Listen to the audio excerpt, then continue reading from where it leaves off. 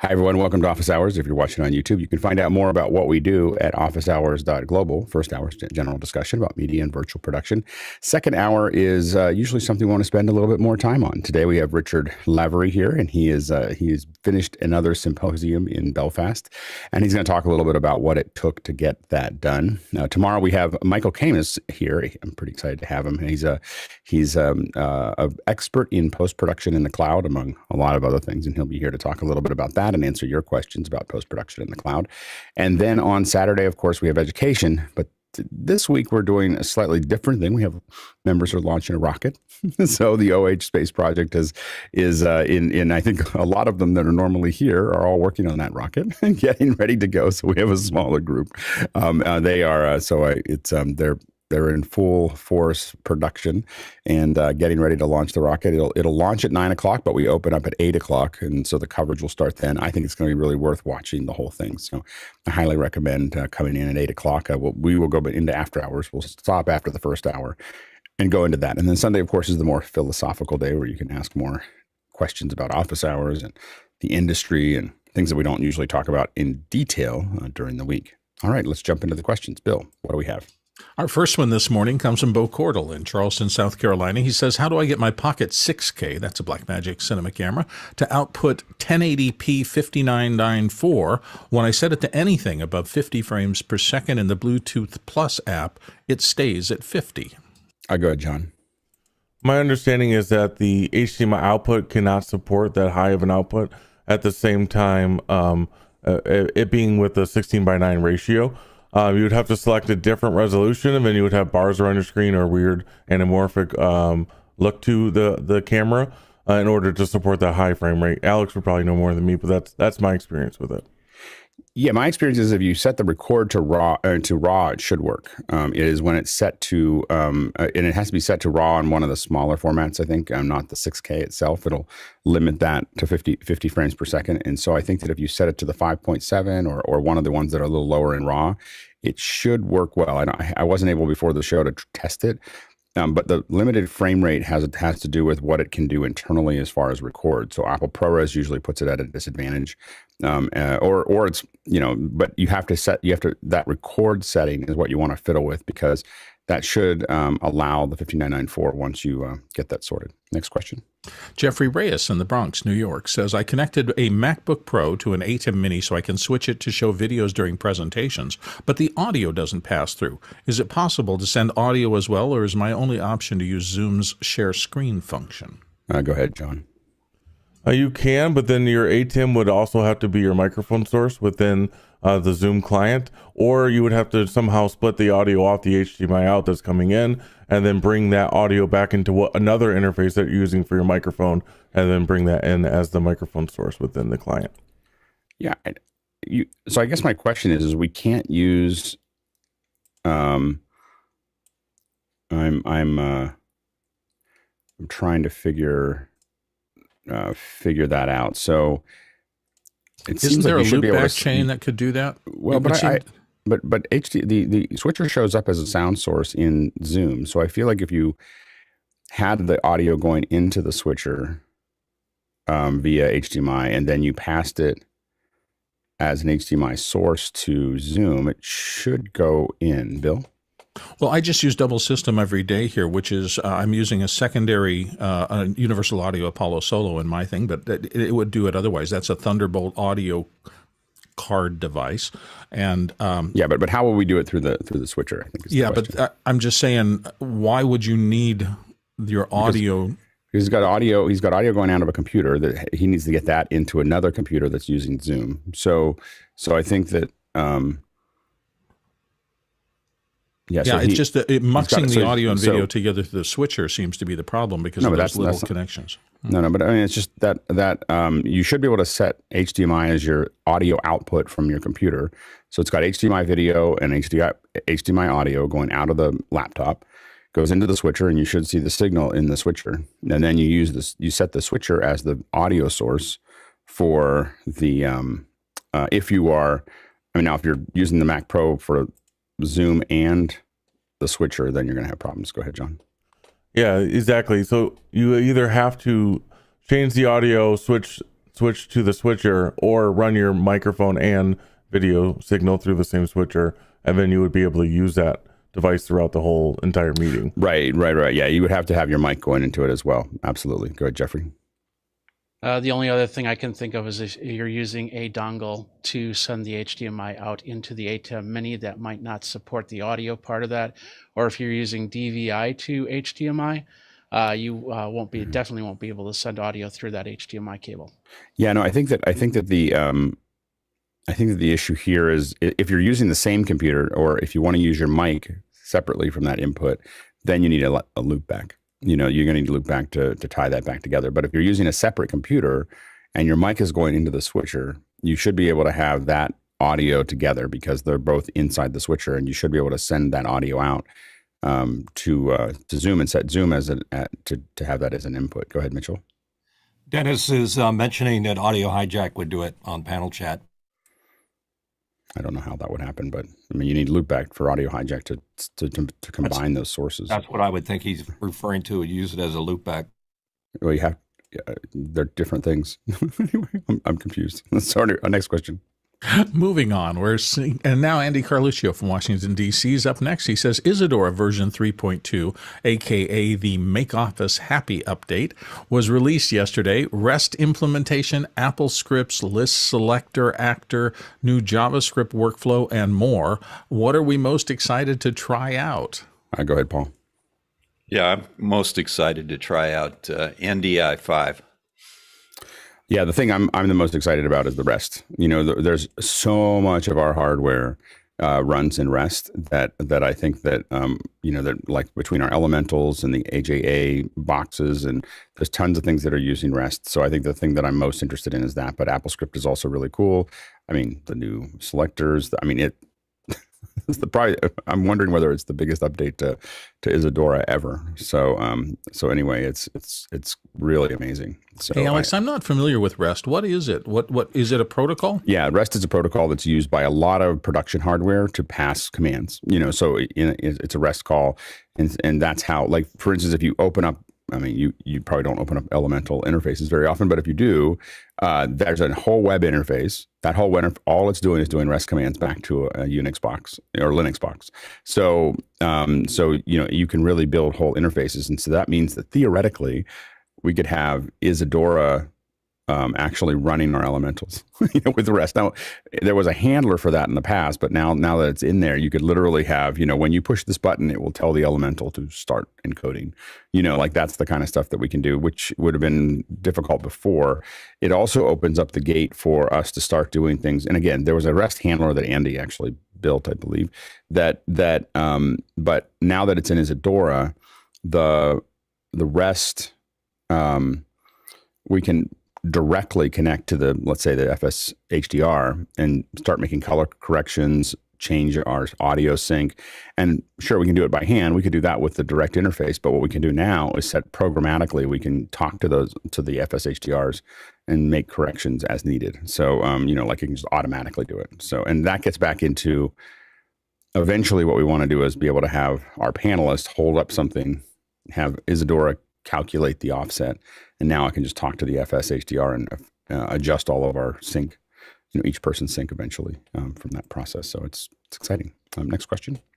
Next one comes to us from Mitchell Hill here on the panel from Wilmington, Delaware. Do you plan on attending the Zoom Ask Me Anything webinar with CEO Erik S Yuan today, or when? Thursday at 1 p.m. Eastern. Go ahead, Paul. Yeah, I plan on attending, and I just learned about it. So good tip. Thank you. Go ahead, Mitchell. I would suggest if anybody can't get to the meeting on panel chat, just send me a question you might want me to ask them. Like, can we have audio for Zoom ISO, things like that. Might be too specific, and I don't want to get Andy in trouble, so help me out here. Yeah, I think he knows that we want audio ISO. Next question. Yeah, go ahead. Okay, Peter Moore, Auckland, New Zealand, comes up next. I follow a lot of guitar and gear channels on YouTube. It's always obvious when when, for example, Fender releases a new product, for example, the Meteora, yes, and all the channels come out of embargo and release their YouTube video reviews simultaneously. Any thoughts on paid content, review units, and things like that? Go ahead, John. I think that anybody who cares about their reputation and brand typically are not going to put that on the line, for a small paycheck. They're trying to build a relationship with their viewers and are really going to chase after that. Anybody who's just chasing after a dollar, they're not going to really hold up, and then they're going to be exposed because they're going to be reviewing non-quality products, giving them high marks, and then people won't trust them to go any further with that. You see this typically, it's across everybody. So typically any sort of YouTuber, anybody who's a magazine blogger, they're going to get a unit 1 or 2 weeks in advance. They're going to get to play with it, produce all their content, and then there's going to be a date that they can release that. They really want to do is create the hype, dump a bunch of product, information about their product out at the same time. If it's well done, the product wise, everyone's going to benefit from it. If it's not, it's going to be exposed pretty quickly. Go ahead, Jeffrey.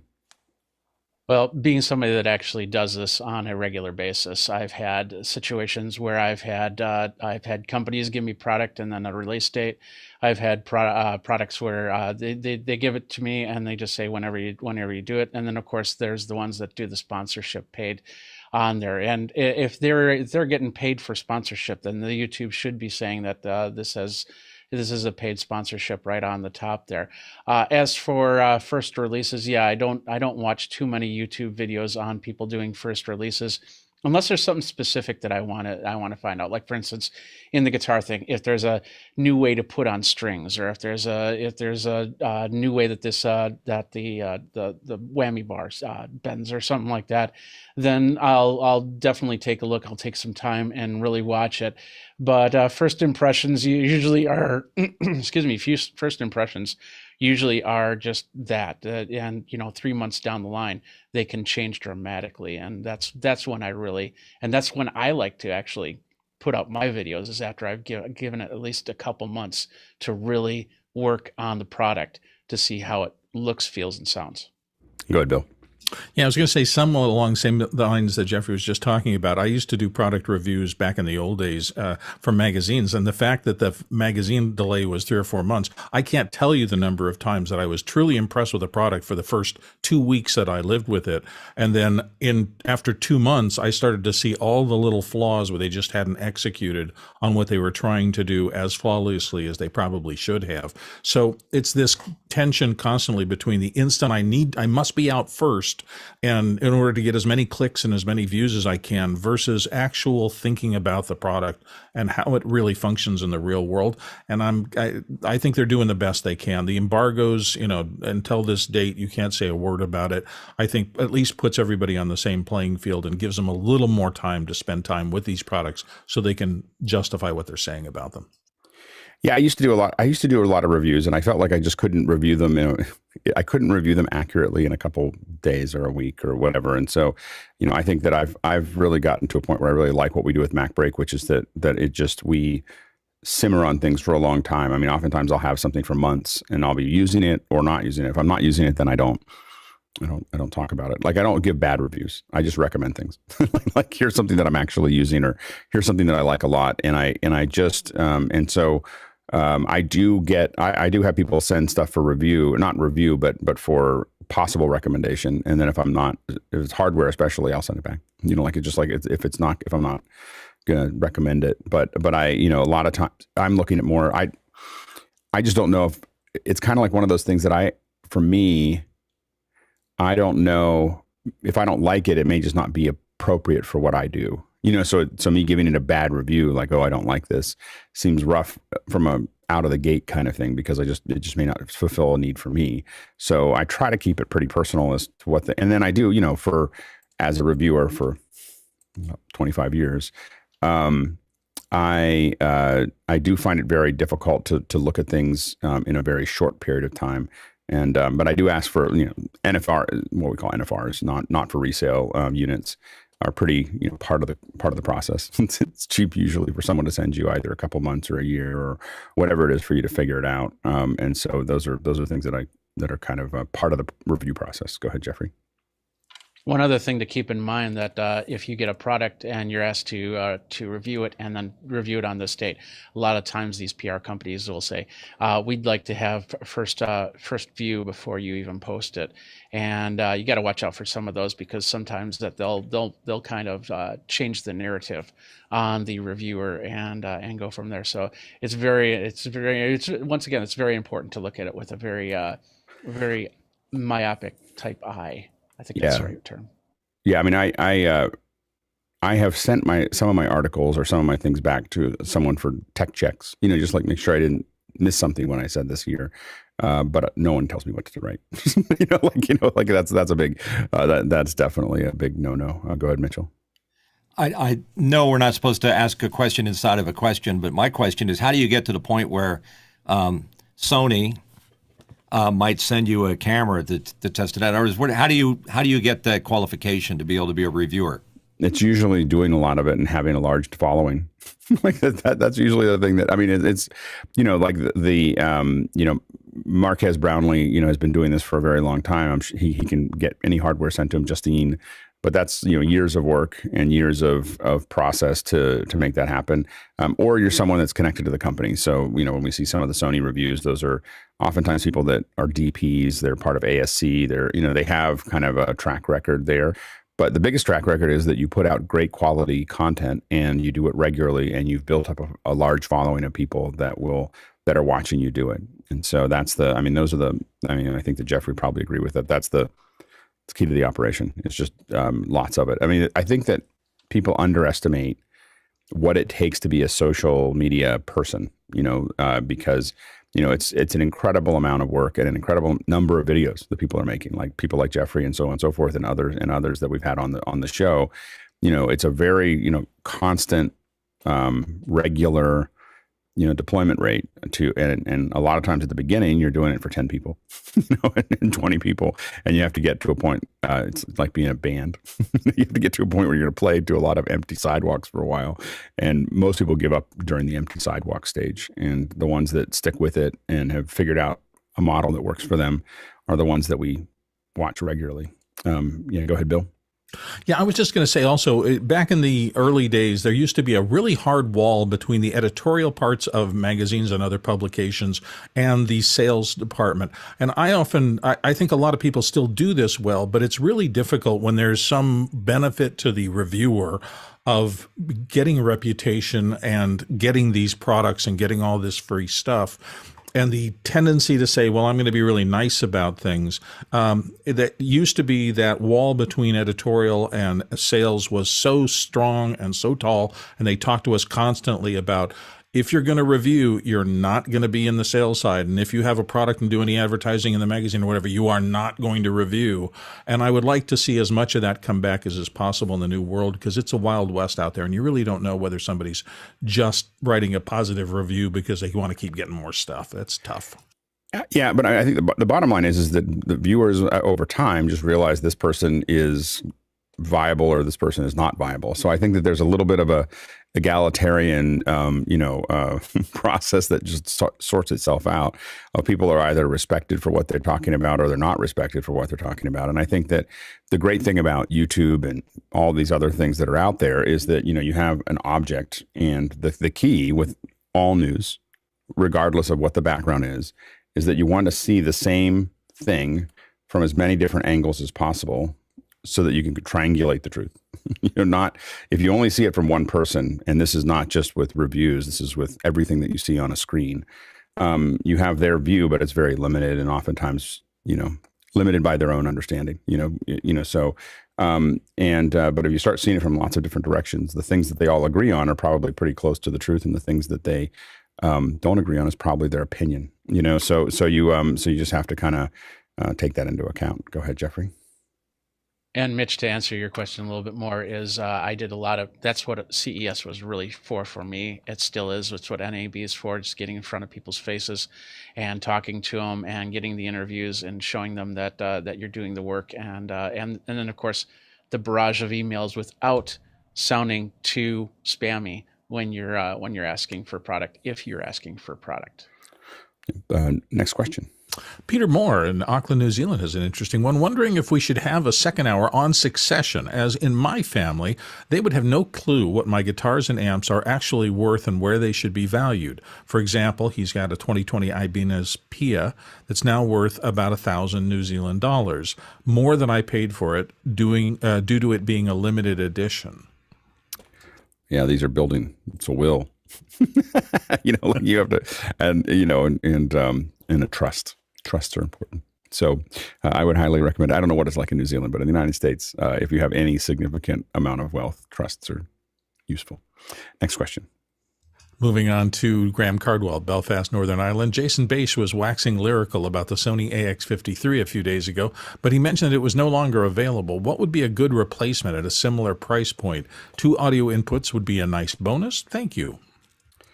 I need to remind myself of what the 53 looked like. Oh, this is, Canon makes a lot of these types of cameras. I don't know that many that you're talking about. So we're talking about $1,000 camcorder, and I'm just, I never remember what the current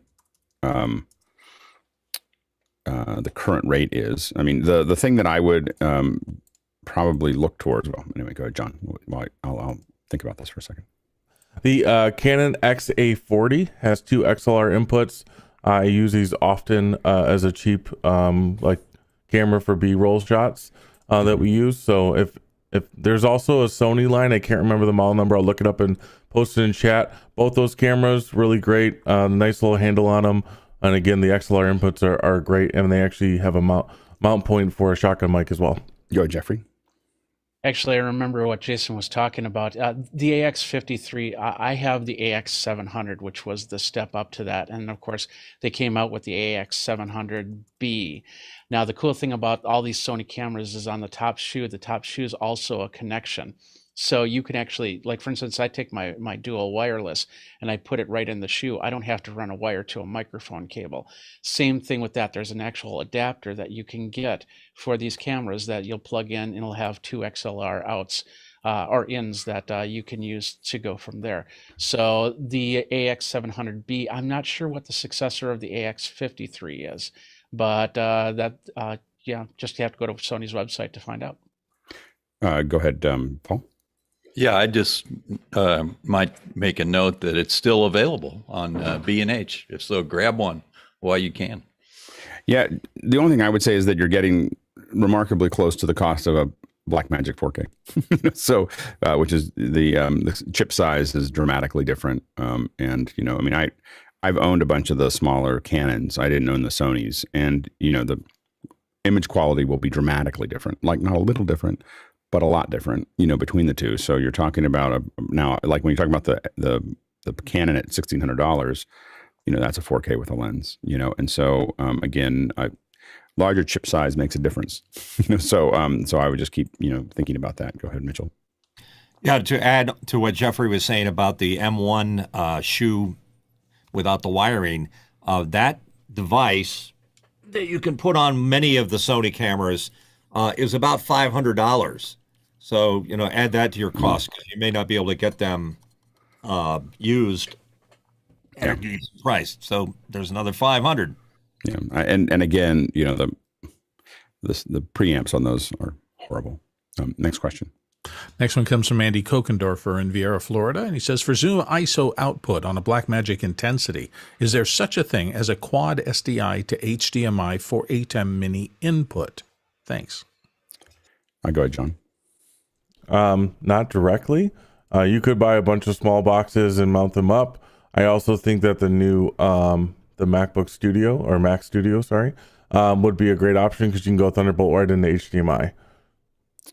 Yeah, there is a Blackmagic Quad SDI to HDMI. So there is actually a box that does that, but it will be a 4K box, and the only thing you can put into your Mini is at 1080p. So the Mini, I don't think we'll see it. So it needs to be. I don't think that the Mini handles a 4K input. I could be wrong, but it's a 1080p switcher. But you can convert Quad HD, and if you put quad of different signals, you would get one 4K signal that you would, but it's a 4K signal, not a 1080p signal. Next question. Bo Cordell in Charleston, South Carolina, up next with what test patterns or methods do you use to properly calibrate an LED wall? The video feed from the switcher looks great, but on the wall, the blacks are crushed. The facility uses a Brompton processor. Yeah, so I don't know what I was looking. I saw this earlier, and I was looking for specifics of like absolute measurement and so on and so forth.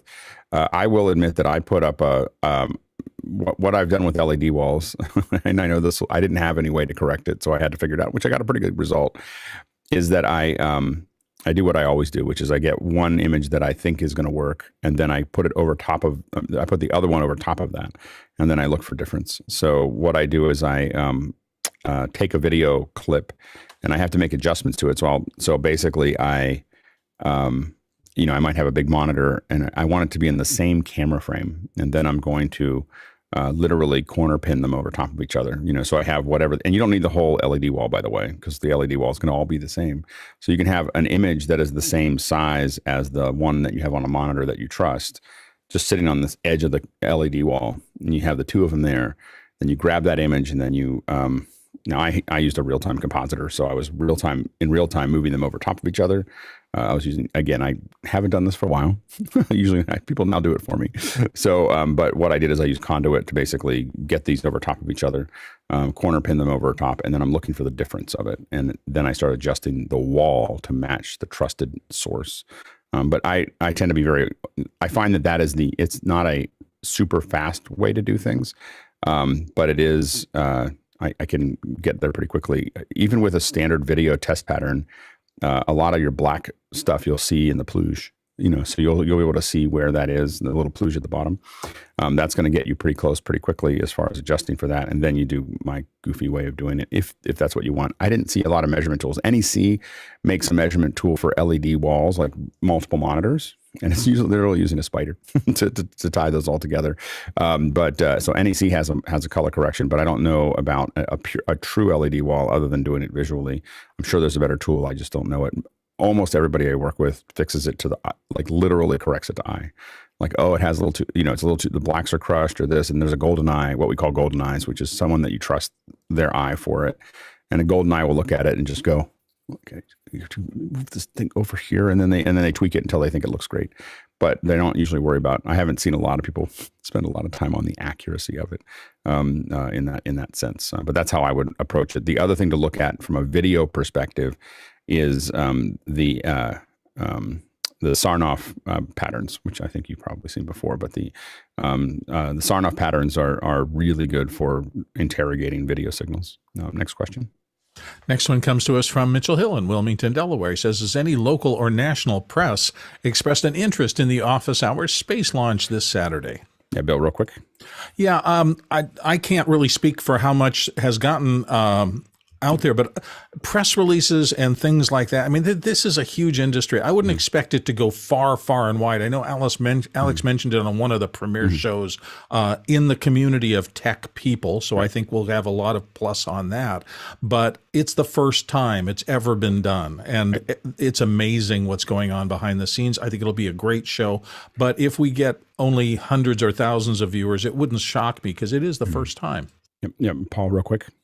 Yeah, Nigel, who's on our panel, just did a podcast about it, and that's great. He's local to Austin. Yeah. Go ahead, Jeffrey, real quick.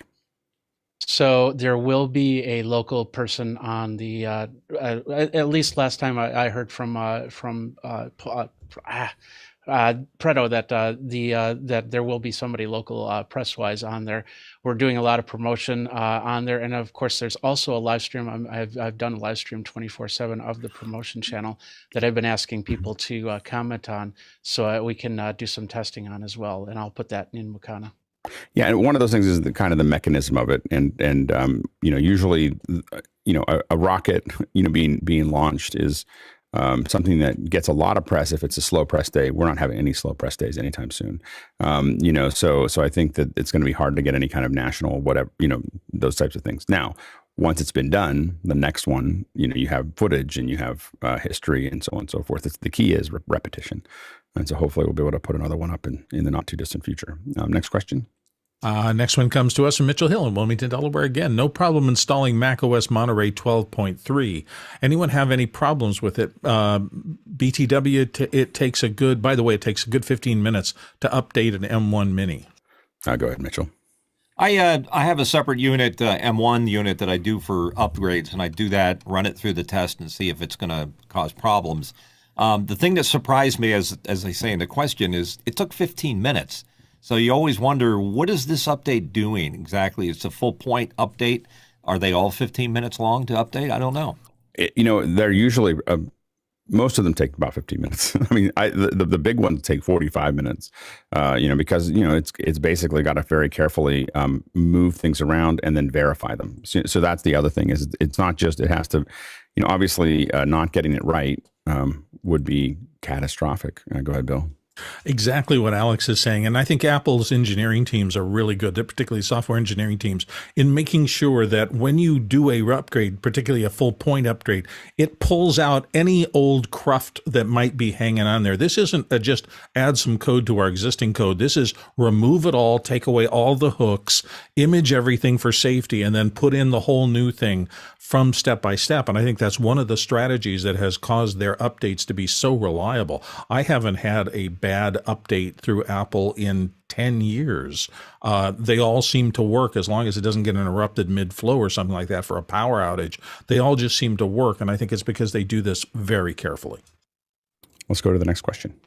Next one comes from Todd Rains in Allen, Texas. For a small hobby club hybrid meeting, is it better to have the Zoom meeting control the vMix output as a participant and pin to club monitors, or have the Zoom video as an input to vMix and then output to the club monitors? I would have the Zoom input as an input to the vMix. If you're doing that, so that would be the better way to bring folks in. You want to try to keep the Zoom connection. And I'm assuming that, the more you can show the Zoom connection directly to the folks, if you're going to have them see folks in the room, the better off you're going to be. If it goes through vMix, this is just another layer of delay and so on and so forth that makes it more difficult. So I would go that direction. Next question. Chris Widener in Kalamazoo, Michigan's up next. He says, Alex, how was your Starlink resting going? Setting up mine after moving it for the first time today. Mine's been going okay.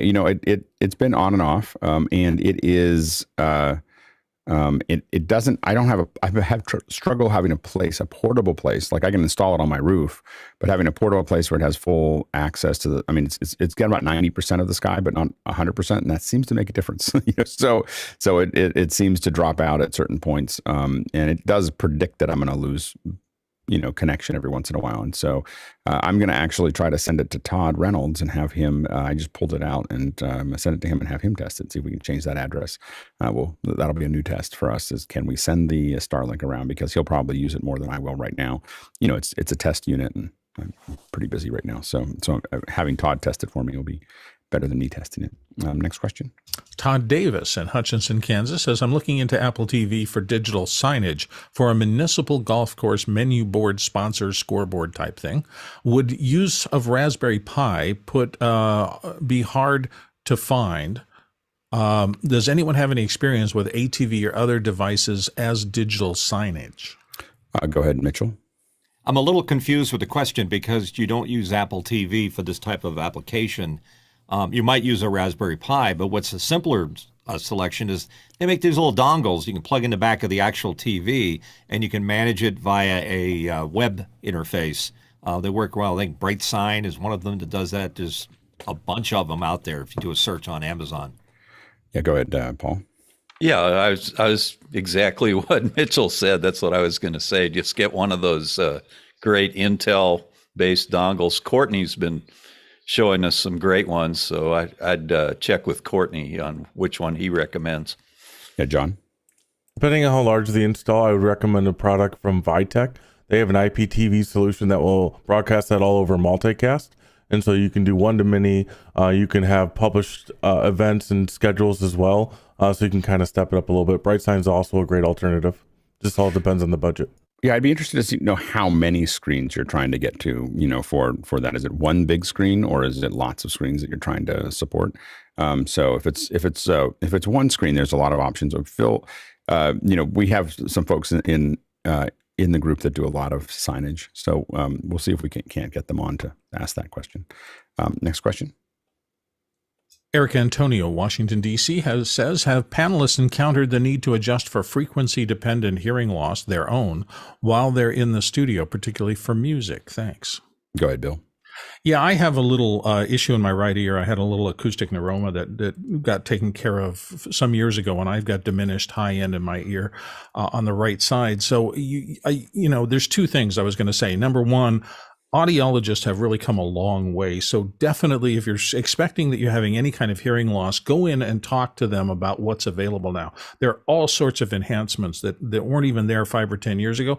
And in fact, even in the less expensive consumer space, there are things where you can do little bits of boost that doesn't get you into the multi-$1,000 hearing aids that can help. All that said, though, you just have to understand that there's some things that can't be fixed, and there's always going to be limitations on what anybody can fix when hearing part starts to go. Part of growing up. Yep. Go ahead, Mitchell. Yeah, when it's gone, it's gone. My advice to younger people that don't, if I could go into a time machine, go back and talk to myself, I'd say, I wish you didn't play those Cos Pro 4 AA's at 110 decibel while you're on the radio. I mean, years and years of doing that has affected my hearing. But to compensate for it in the studio, as long as I get the volume up above the Fletcher-Munson curve, I'm good. It's not going to be that big of a problem, but I know how to compensate because I know how I hear. Go ahead, Paul. Yeah, if I could do the same thing Mitchell did, I'd go back in time and tell myself, don't take that job on that drilling rig. Yeah, exactly. Or use earplugs, So, next question. Peter Moore in Auckland, New Zealand is back again with, it's been discussed in the early days of office hours, but will there be a second hour for a for sale trade market on office hours Discord for gear services and so forth? This is usually more of a Sunday question, so I'll answer it really quickly. Chances are very low. And here's why we don't do that is because secondhand gear between members, I can tell you from experience, is the source of things that just tear apart communities, because someone sent somebody something and then that person that doesn't think that they got what they paid for, and they it's not working, or this little dial isn't as smooth as it should have been, and everything else. Then it festers from there, and then it starts building up. You're better off buying used gear from people you don't know, because then you can just be transactional about it. In my opinion, it's just certain things that you don't want to do. So anyway, we can talk about it more if you ask it again, and I'll talk about it in more detail, but on a Sunday, but probably not. Next question. The Seven Scroll in Brooklyn, the guys. Is it possible to cut a stream on the ATEM Extreme from a stream deck using Companion, as well as on an iPad using Mix Effect Pro, or does the ATEM give precedence to one platform over the other? I'll go, Jeffrey. I'm not sure about precedence over one over the other, but I've used it in multiple instances. I have it on my Stream Deck. I actually have the software on a different computer that I can switch back and forth. Every now and then, the Mix Effect Pro, I have a problem connecting, and that's even if I'm just connecting it on its own, and I have to do it about 2 or 3 times for it to actually come through. But I don't think that there's any preference between one or the other. Go ahead, Mitchell. I use Mix Effects Pro. I use it with the Stream Deck, and there are so many adjustments and settings that you can do. I haven't ever had a chance to try something else with it. So like Jeffrey, I haven't had a chance to try 2 different things at once to confirm this, but Mix Effects Pro should cover it all. I'll go, John. I would not use both at the same time. Pick your device that you want to control and use the one. You'll get in a situation where it's almost like a split brain. It doesn't know who to respond to. And at that point, the software could just throw up on you, and you're going to be in a state where you can't operate the mixer. I think mostly what you have to be careful of is things that are verbose. So there are certain things that Mix Effects Pro does that's very verbose, like super sources. So when you ask an animated super source, Mix Effects Pro is going to send a bunch of things to the ATEM, and so you have to be kind of careful of both of those things happening at the same time. I believe that the maximum number of connections to the ATEM is 5. So when you go over 5, and then what we end up with is things that are verbose can, as John said, we've had certain tools literally create a race condition inside of the ATEMs.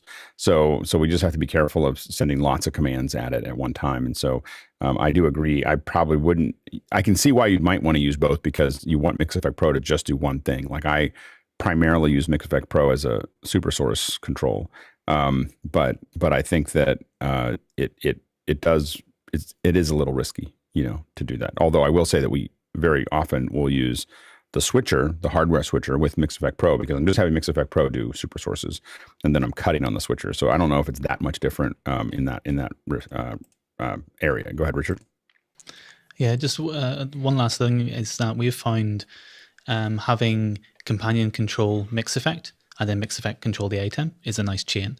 Keeps things more simple. Or one type of thing is talking to the switcher at one time, and I think Adam's recently built in a lot of those companion controls. And I think that companion control right now is in beta. Is that right? Like the companion interface with Mixeffect Pro. So we're waiting for it to eventually get to a point where it can stand on its own. Yeah, he says they're going very slowly on the 2022 version. It'll be sometime later this year. Right. Next question. Next question comes to us from Jackson Sparks in Burbank, California, and it's a Final Cut Pro question, Final Cut Pro 10, essentially. Does Final Cut allow the stacking of multiple audio rolls in an audio track for output, or do I have to mix down before output? Go ahead, Bill. So, and I want to say this carefully, because this is, as people are migrating from other NLEs into Final Cut, you bring with you, and I did too when I started 10 years ago, a ton of thinking that is a little bit different in the Final Cut world. You're thinking in terms of tracks and stacks and things like that. And one of the big changes that Randy wrote into Final Cut 10 is that it's less about stacks and tracks, and it's more about metadata application. Roles is a good example of that. Roles is applying metadata to assets.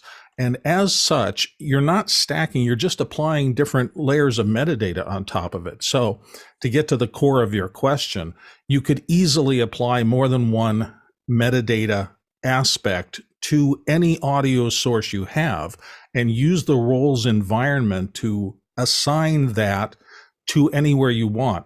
One of the things that 10 is particularly strong at is the ability to send out stems or otherwise break your audio into multiple deliveries for multiple people. It's so sophisticated in this area, in fact, that I have friends, particularly one in a trailer house in Los Angeles, who sometimes has to put out 100 different mixes, 100 different channel configurations or things to all sorts of radio stations and television stations. And he's got that down to one click, because this roles system allows metadata to follow the audio and change the way the audio comes out for every one of 100 things automatically, every one of 100 destinations. So it's hugely sophisticated, but you do have to think about it a little different. It is not stacked. It's just applied as metadata into the actual nugget of audio, and you can put as many of those targets on it as you could possibly come up with. Next question. Moving on, Peter Moore in Auckland, New Zealand. Will officehoursspace.com redirect from HTTP to HTTPS anytime soon? So security. My guess is if they haven't done it now, they won't do it before the launch. Next question. Next question comes from Stefan Fischer in Würzburg, Germany. Safari sounds start to behave strangely. Playing Netflix or YouTube via Safari makes my external USB speakers play sound in a stuttering way. On Apple Music or Zoom, the speakers work fine. Rewiring and unplugging did not bring any change. Any ideas? Go ahead, Mitchell. My first thought, because you're having stuttering with the video or with video-related products, and then you go to sound and there's no problem, is you have some kind of a bandwidth issue going on there. Might be Wi-Fi, could be any number of things. Yeah, I think it's a Wi-Fi issue. We're seeing this. I see this with TikTok, actually. And so there's some apps that are, I haven't quite figured out what it is, but they will, they'll stutter on their way to Apple TV, when you're doing AirPlay. It is something that I think is I think it's a Wi-Fi issue, but I'm not 100% certain. Here's the interesting thing about it is I have multiple phones, and it's only my newest phone that has that problem. So there's it's something to do with the radios or something, but I have seen your problem. I don't have 100% a solution for it, but it seems to be the radios in the Wi-Fi that are causing the problem. Next question.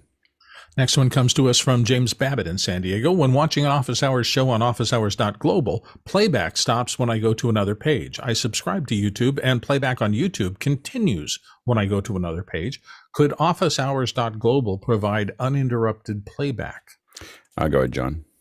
I believe this is a browser setting.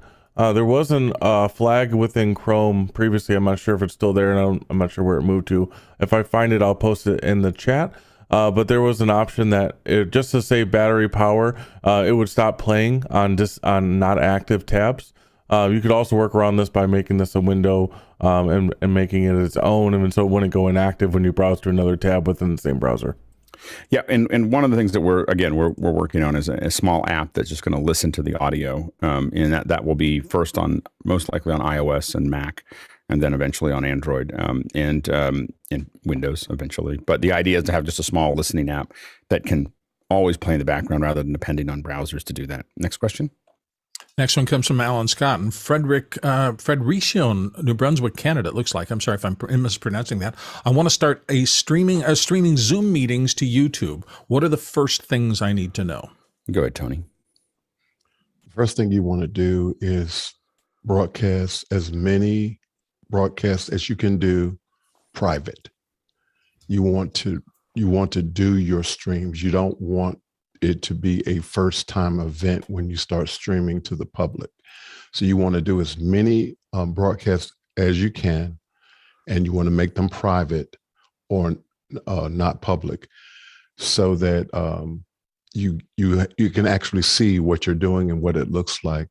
The second thing that I would recommend is that as soon as possible, you want to switch from a personal account to a brand account.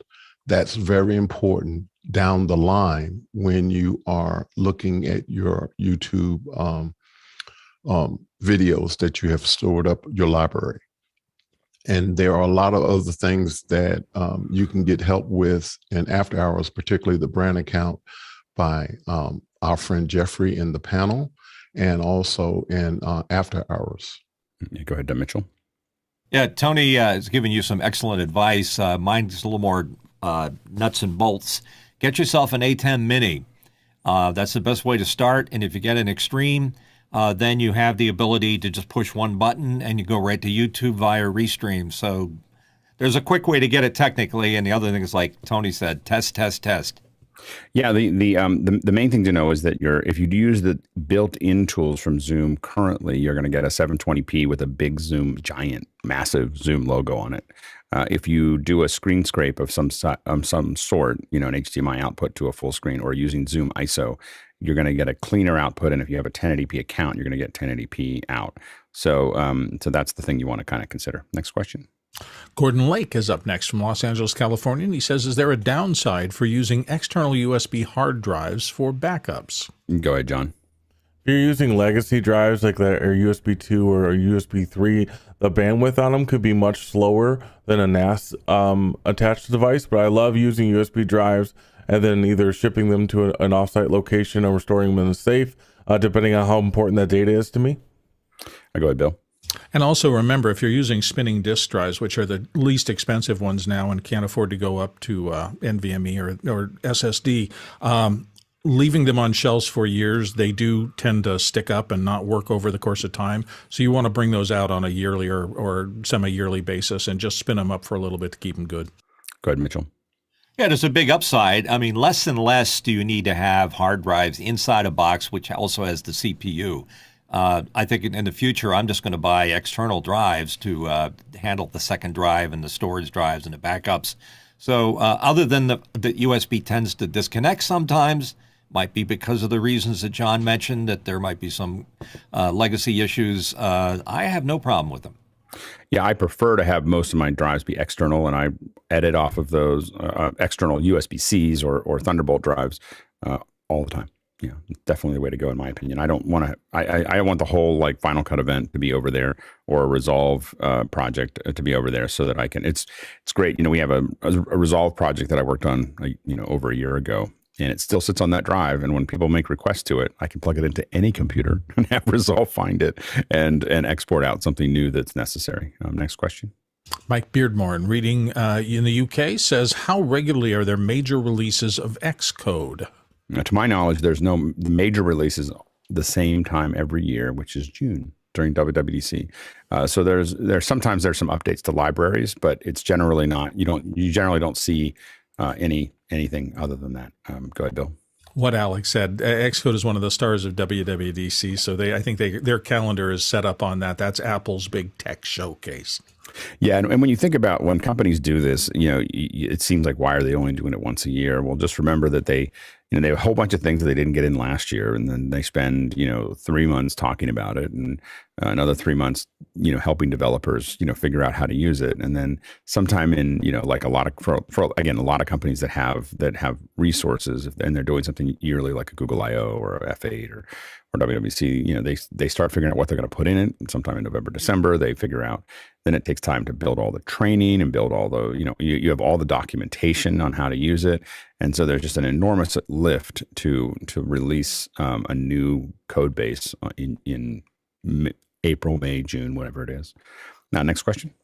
Peter Moore, Auckland, New Zealand, is up next. Has there been a recent Dante session that I missed? And if not, should we have a new one? Go ahead, Mitchell. Excellent question, Peter. I'm glad you asked it because I've got a stack of Dante cards, power over Ethernet, all standing by, and I wouldn't mind a good session on Dante before I do it because I'm new to Dante. Yeah, we're going to try to get the actual folks from Audinate on, so we're working on that right now and scheduling. Next question.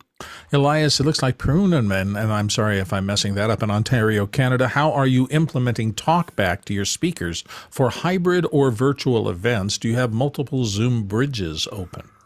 Bridges, or when I first started doing this, we were using GoToMeeting phones and text and all kinds of other things. Eventually, you're going to want a proper comm system. Now, the way we build ours currently is using either Unity or ClearComm, and so everyone's on the back end. So it's either a Unity comms or we use ClearComm's Agent IC along with hardware within the system, and that's for all the people behind the scenes. Now, you can also implement Unity where you have Unity opened at the same time as the host on their computer. The real problem is that it takes a lot more tech, and if something goes wrong, it's a lot harder for the individual to use. So what we do for most of the events, we just did one last night where basically we set up an individual, every person has a computer in our office, and they go into our system as isolated. And that means that I have isolated video. I have video and the audio going in as an isolated feed. I can also send back whatever I want to each person. So the host can get one thing, the other participants can get something else. And that means I can send all kinds of stuff back to them. But I also have isolated audio back to them, which means that I can tie them into the comm. So literally there's a button on somebody's Unity on their phone, and they push a button and they can talk right into the speaker's ear, which you have to be very careful about letting them do that. But by doing that, now it's a little bit more latent because we're going to our office, mixing it and sending it back to Zoom. So it's not perfect there, but what it does do is it makes it very easy. It means that people on the far end, on the edge, as we would say, don't have to know anything about the system. They just jump into Zoom and I can talk back to them. The only thing I would say about that is you want to be careful of them you want them to wear headphones. If they have an open speaker, there's always a chance that they're going to get the comms the comms will come through their speakers into their, because so that's the thing you have to be kind of careful of. So make sure they're wearing headphones if you're going to do that. That is, over the last very long time, that's been the most effective way that we found to tie that in. It's a little bit more complex, but it will give you a great setup. Extra Zoom bridges might work for a couple of shows, but as soon as you start to scale, you will be sad. The best way to, we have a couple folks here that do a lot of comms, and so what you want to do is think about hiring them as a service. So Jim Hankins works with a lot of the folks here, on stuff, and also Tucker Dragoo. And if you look for him in Discord, Tucker Dragoo has a whole service that he just puts these together. We do a lot on our own, but if it's bigger than something we're ready to handle, I just literally send Tucker a spreadsheet and I have the comms in like an hour. And if I need something changed, I ask him for it and it just gets done. So it's something you don't have to invest heavily in to do it. You just need to hire someone to make it work. Next question. Peter Moore, Auckland, New Zealand, has the next one. I have an Arturia KeyStep 37 keyboard synth plugged into my old MacBook Pro via USB. Is there any way I can access this over my local area network on another Apple computer? Go ahead, John. I've used the devices from iConnectivity before. I'll post one in the chat, but the Myo XM allows you to plug in several MIDI devices and also allows you to rebroadcast that over Ethernet. I mean, you can capture that with Apple's MIDI device. I mean, you can use it on iPad, any sort of DAW that can accept it. Really powerful device. Yeah, go ahead, Jeffrey. Yeah, the only problem that you have to really worry about is latency, and when it comes to music, the more latent devices, the worse it gets when you're trying to do things like record and play. Yep. Next question. Next one comes from Chad Lafarge in Columbia, Missouri, and he says, my sons had a lot of interest in the animation episode yesterday. What resources do you recommend for kids specifically to keep them learning and interested? I think that what it depends on is what they want to animate. So that's the main thing is that do they want to do 3D animation? Do they want to do 2D animation? And what platform are they on to kind of figure out what those are, what makes the most sense in that area. I have to admit that my knowledge of, relatively inexpensive and easy to use apps on the PCs are limited. Most of the time when I'm working with kids, we're actually teaching them motion because it's relatively inexpensive, and a lot of the tools that a lot of the companies or schools we've worked with have a Macs, and so and it's the cheapest, easiest one for me to show people how to use. Go ahead, Bill. Well, I just wanted to say that, it's finding something that really does appeal to them. I have a dear friend I've had for many, many years, and he is able to work in the apps development thing. And he was playing with his kids around, and they said, Dad, we want to have lightsaber battles. So he coded up with them, shoulder over the shoulder, a little lightsaber app. And they actually put it in the App Store and actually help fund their college educations for that. So literally, I think it's a matter of finding something that hooks young people and is relevant to them that is the key to making them engaged. And go ahead, Mitchell. I wouldn't jump to the top dogs out there, the Mayas and the After Effects and things like those are very deep programs, and it might put the kid off to the extent that I'm not going to go in. That's way too complicated. I agree with Alex. I think you need to be on an Apple, and you need to spend the $50 on motion. It's built so that kids can get their feet wet and decide where they want to go from there. Then the world is their oyster. They can go to Cinema 4D, After Effects, whatever they want to do. Now, and the other options also are my son is learning how to model and do some of the animation in Blender. So Blender has got tons and tons and tons of resources. It's free, it's cross-platform, and it has tons of resources there to make that happen. A lot of the animation for broadcast, it depends on what they want to do. Broadcast in matte paintings and so on and so forth. A lot of that sits in Cinema 4D, but that's a heavier app. It's not. I don't think it's actually heavier than Blender, to be honest with you, but it's more expensive. So that's something to look at there. And then the other thing is Unreal. Take a look at Unreal because Unreal, is free. And if you're on a PC, it's real time. There's tons of tutorials. My son made a little game in an afternoon in Unreal and had a lot of fun with it. So that's another one to kind of take a look at. Next question. Eduardo Augustine in Panama says, lately I've seen some video static in the multi-view from the ATEM Mini Extreme. Tested changing the cables, but still saw the visual static. What could this be? Go ahead, Mitchell. It's a tech support call because I've never seen static on multi-view or any of the regular output. However, does it change when you restart the unit? I mean, unplug it, wait 5 seconds, and then plug it back in. Does that bring it back, or does it come later?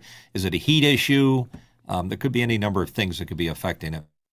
Yeah, I would also change the source to make sure that if you're getting static, is it coming from the same thing or is it always coming from any camera at any point? But what you want to start doing is do something predictable, you obviously change the cables and then start changing the sources and seeing and is it consistent? Is it random or does it happen all the time? Those are the kind of things that you have to kind of figure out. Next question.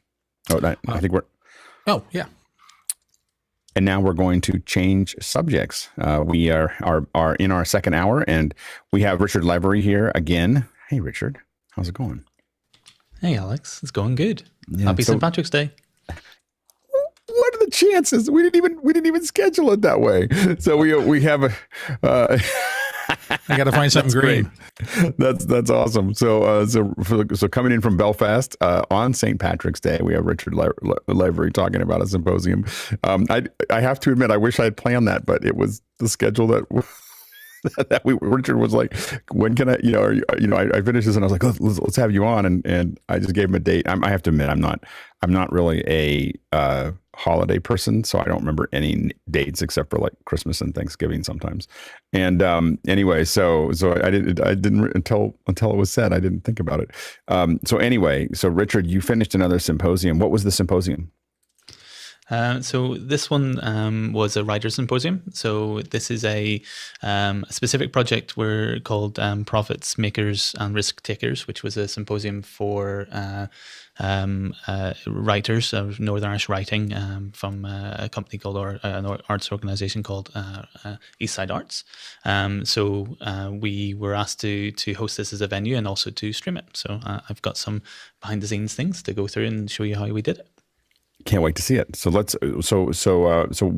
us a little bit of breakdown. What was it? A hybrid? Was it a virtual? What was the format? Yes, yeah. So essentially, this is a hybrid, and it's what's going to be more and more what we're going to be asked to do over the next kind of couple of years as people start to return to in person, and also but want to keep the advantages of online.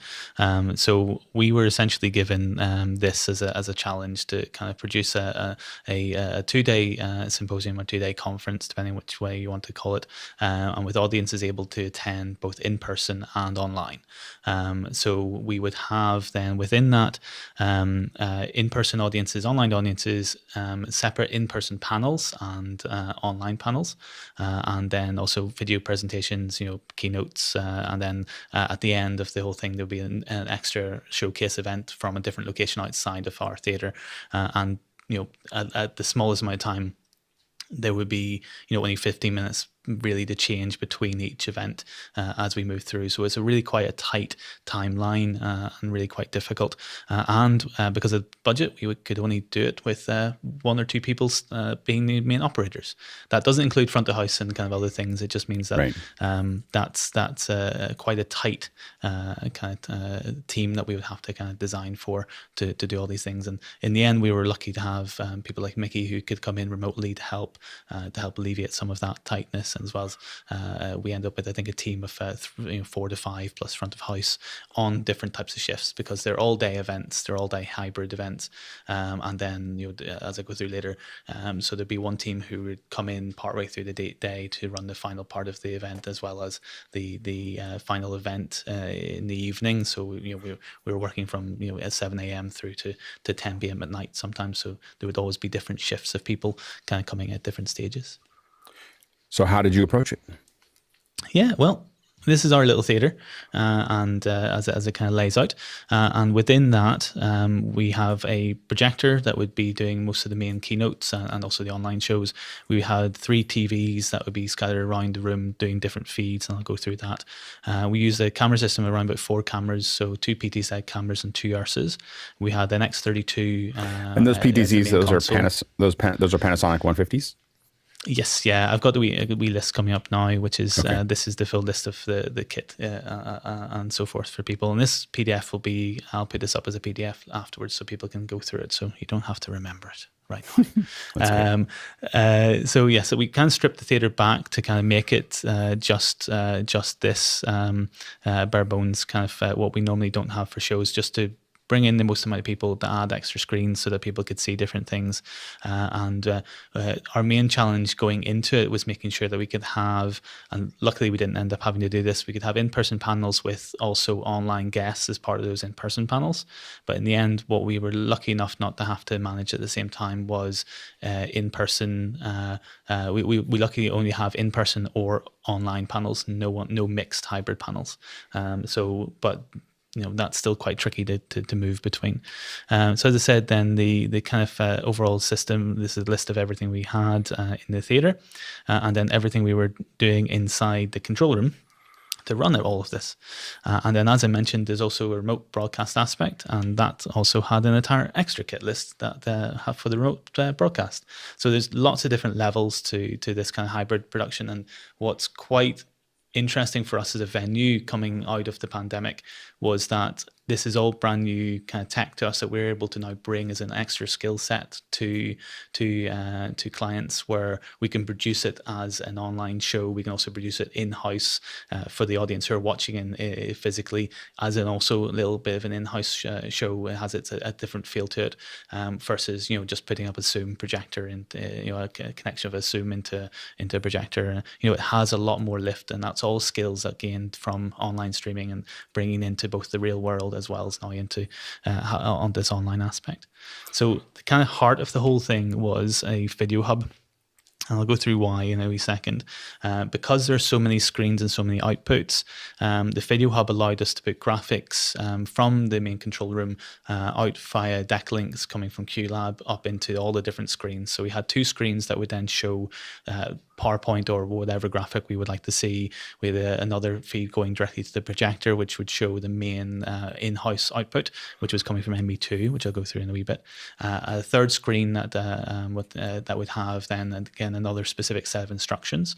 And then we would have also the feed going to the remote team who were there to dial in for audio, as well as then feeds for backup outputs, as well as the main program output. And this is all coming from one video hub that does all of this work. We could pretty much produce the entire thing within that one video hub. It's such a key piece of technology, and since we got it, just it's an eye opener for what we can do now with it, because we can just route literally anything anywhere, and it's absolutely amazing. It's one of those things that people underestimate the power of a hub. I have a switcher and it's got some aux outs, and I'm like, it's not the same. It's not the same. Yeah. And just having a raw hub that can move lots of inputs and outputs. It is, I consider everything I build, I'm like, okay, let's put a hub in, because I want to be able to have that routing capability.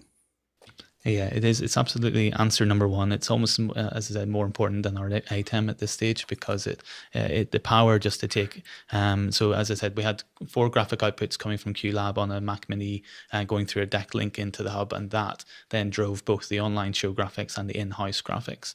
So as an example, one of those graphics was just a rotating instruction of how people would get in to ask a question for the in-room, and that would just sit on a TV all the way through, and then we could easily swap it at any stage to a different instruction or update it. Just again, instead of having a laptop maybe plugged into that TV with those instructions, we had something that was controllable from a completely different location, and then ultimately controllable possibly by an entire team who would never be in the venue.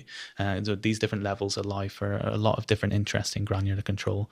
So as I said, we had the graphics going to one of those TVs, and that TV was specifically designed for Meccana graphics, and I'll come to that in a wee bit.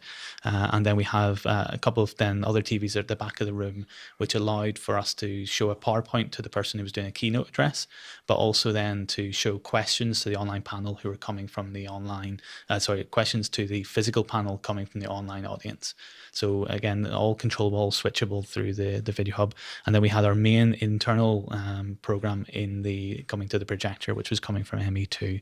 So just to break that down a little bit further. So we have our ME1 program going out to the online audience. And then this is within the main multi-view, you can see, or the multi-view 16, you can see that there's 4 graphics layers there, 4 Zoom ISO feeds, and actually sometimes it was 5 Zoom ISO feeds, and then the 4 internal room cameras. And then this is all coming into our main multi-view and then into the ATEM, and then fully controllable wherever we would like to go, both through the video hub and the ATEM.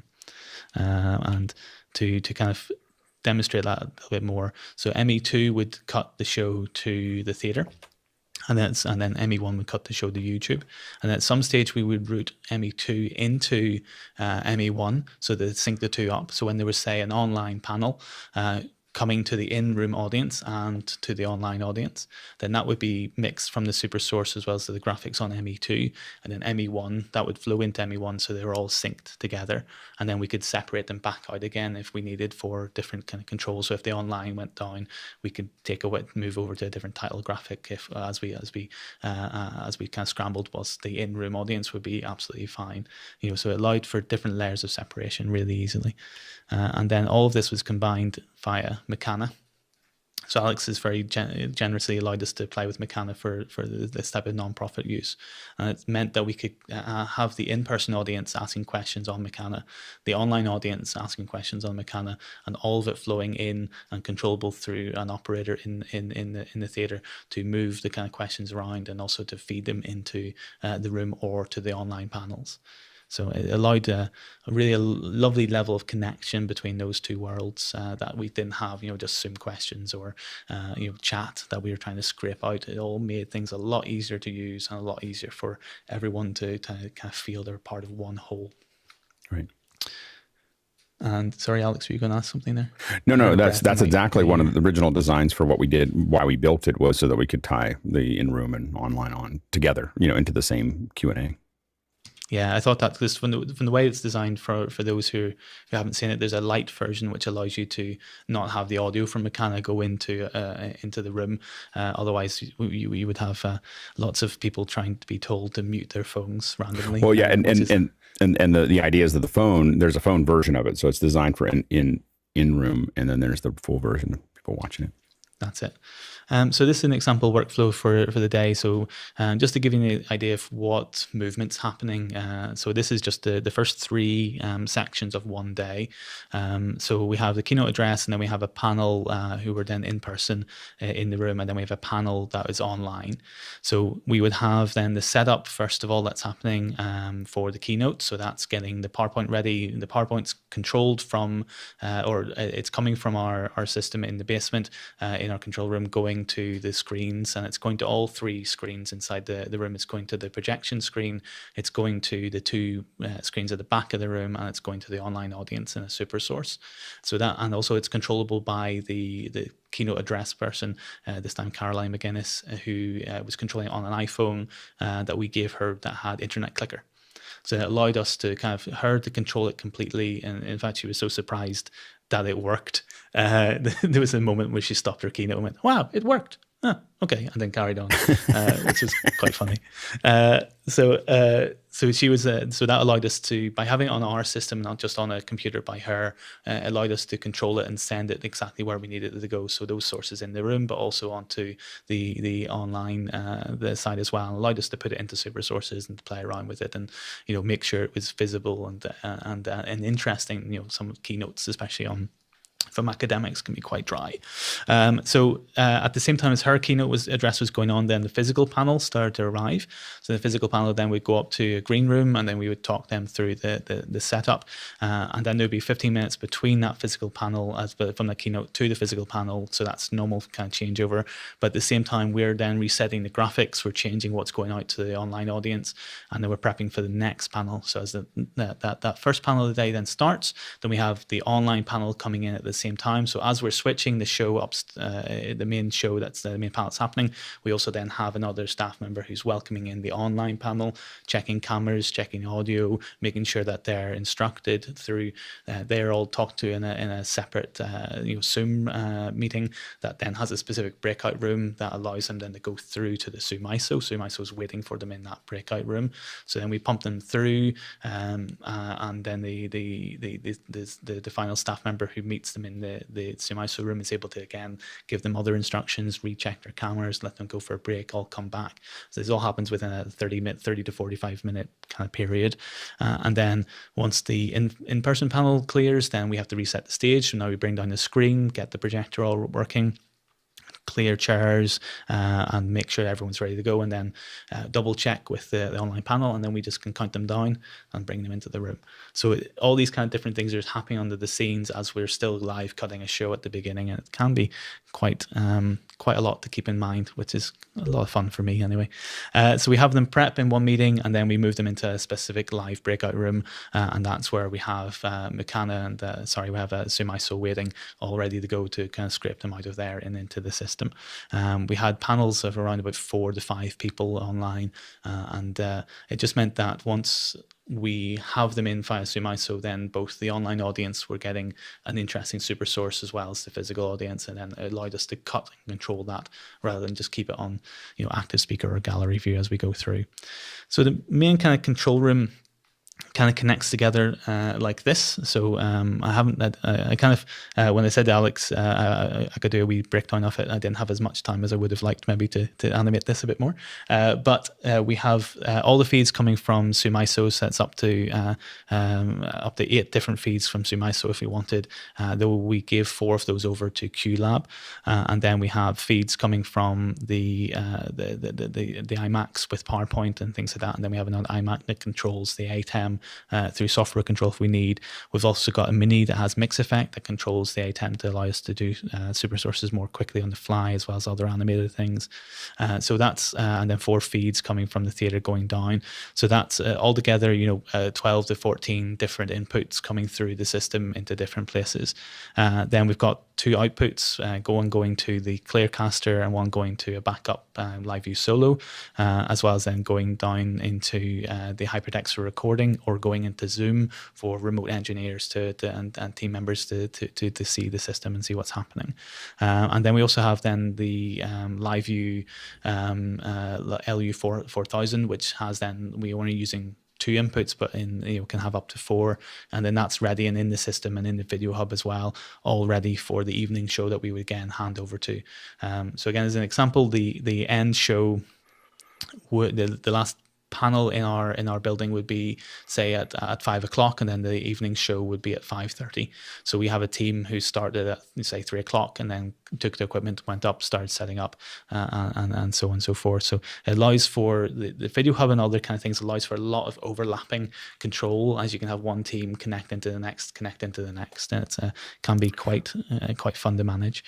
Audio chain wise, then that breaks down as we have Zoom ISO going out from 2 computers, but essentially one is master, and going all through into the X32. So it's all controlled from the X32, and we have audio coming from other sources if we need to.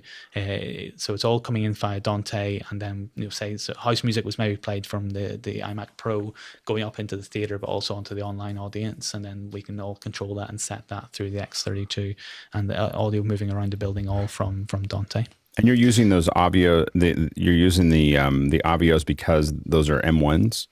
Is that right? Yeah. I think if we could use DVS, we probably would have used DVS, but with the M1 limitation, that the Avios are enough. So we'll see what happens when Zoom ISO does ISO audio, whether we have to move to DVS once that's available. But yes, that's it. That's what we're using. The other one though is we have an XLR Avio does our main output, and that goes into then a rain for audio delay. So we thank you to Office Hours, because we would scrape after hours a couple of times to get audio sync checked and played with in the lead up. So you can see, thank you very much to Keith and Josh, who are just sat playing around in after hours whilst we played with their audio sync to work out how everything would go. So always a massive thanks to Office Hours for giving us a test bed to make sure that we were ready to go live on time. That's great. So there you go. In one of the slides, you had 2 boxes that I didn't recognize. The last 1 or 2 slides. Can you go back a slide or 2 before we jump into the questions? Those 2 boxes underneath the Mac Minis. What were those again? Did I miss that? Oh, so those are the Sonnet boxes. So those are the Sonnet boxes into deck links. Got it. Okay. So, yeah. I see. So what's funny is that it's the deck links on it. I thought that was a screen. Like at my resolution, I thought that was like a little screen with little buttons on the bottom. That's what, in my world, that's what that looked like. And so I was like, I didn't understand. So no, that makes more sense. It's great. And were there any glitches? Were there things that caught you? It's a lot to manage, and we designed it for a small team. So that's a lot. The number one thing to do is to make sure you have enough staff members, so that when something goes wrong, you have enough bandwidth to deal with it.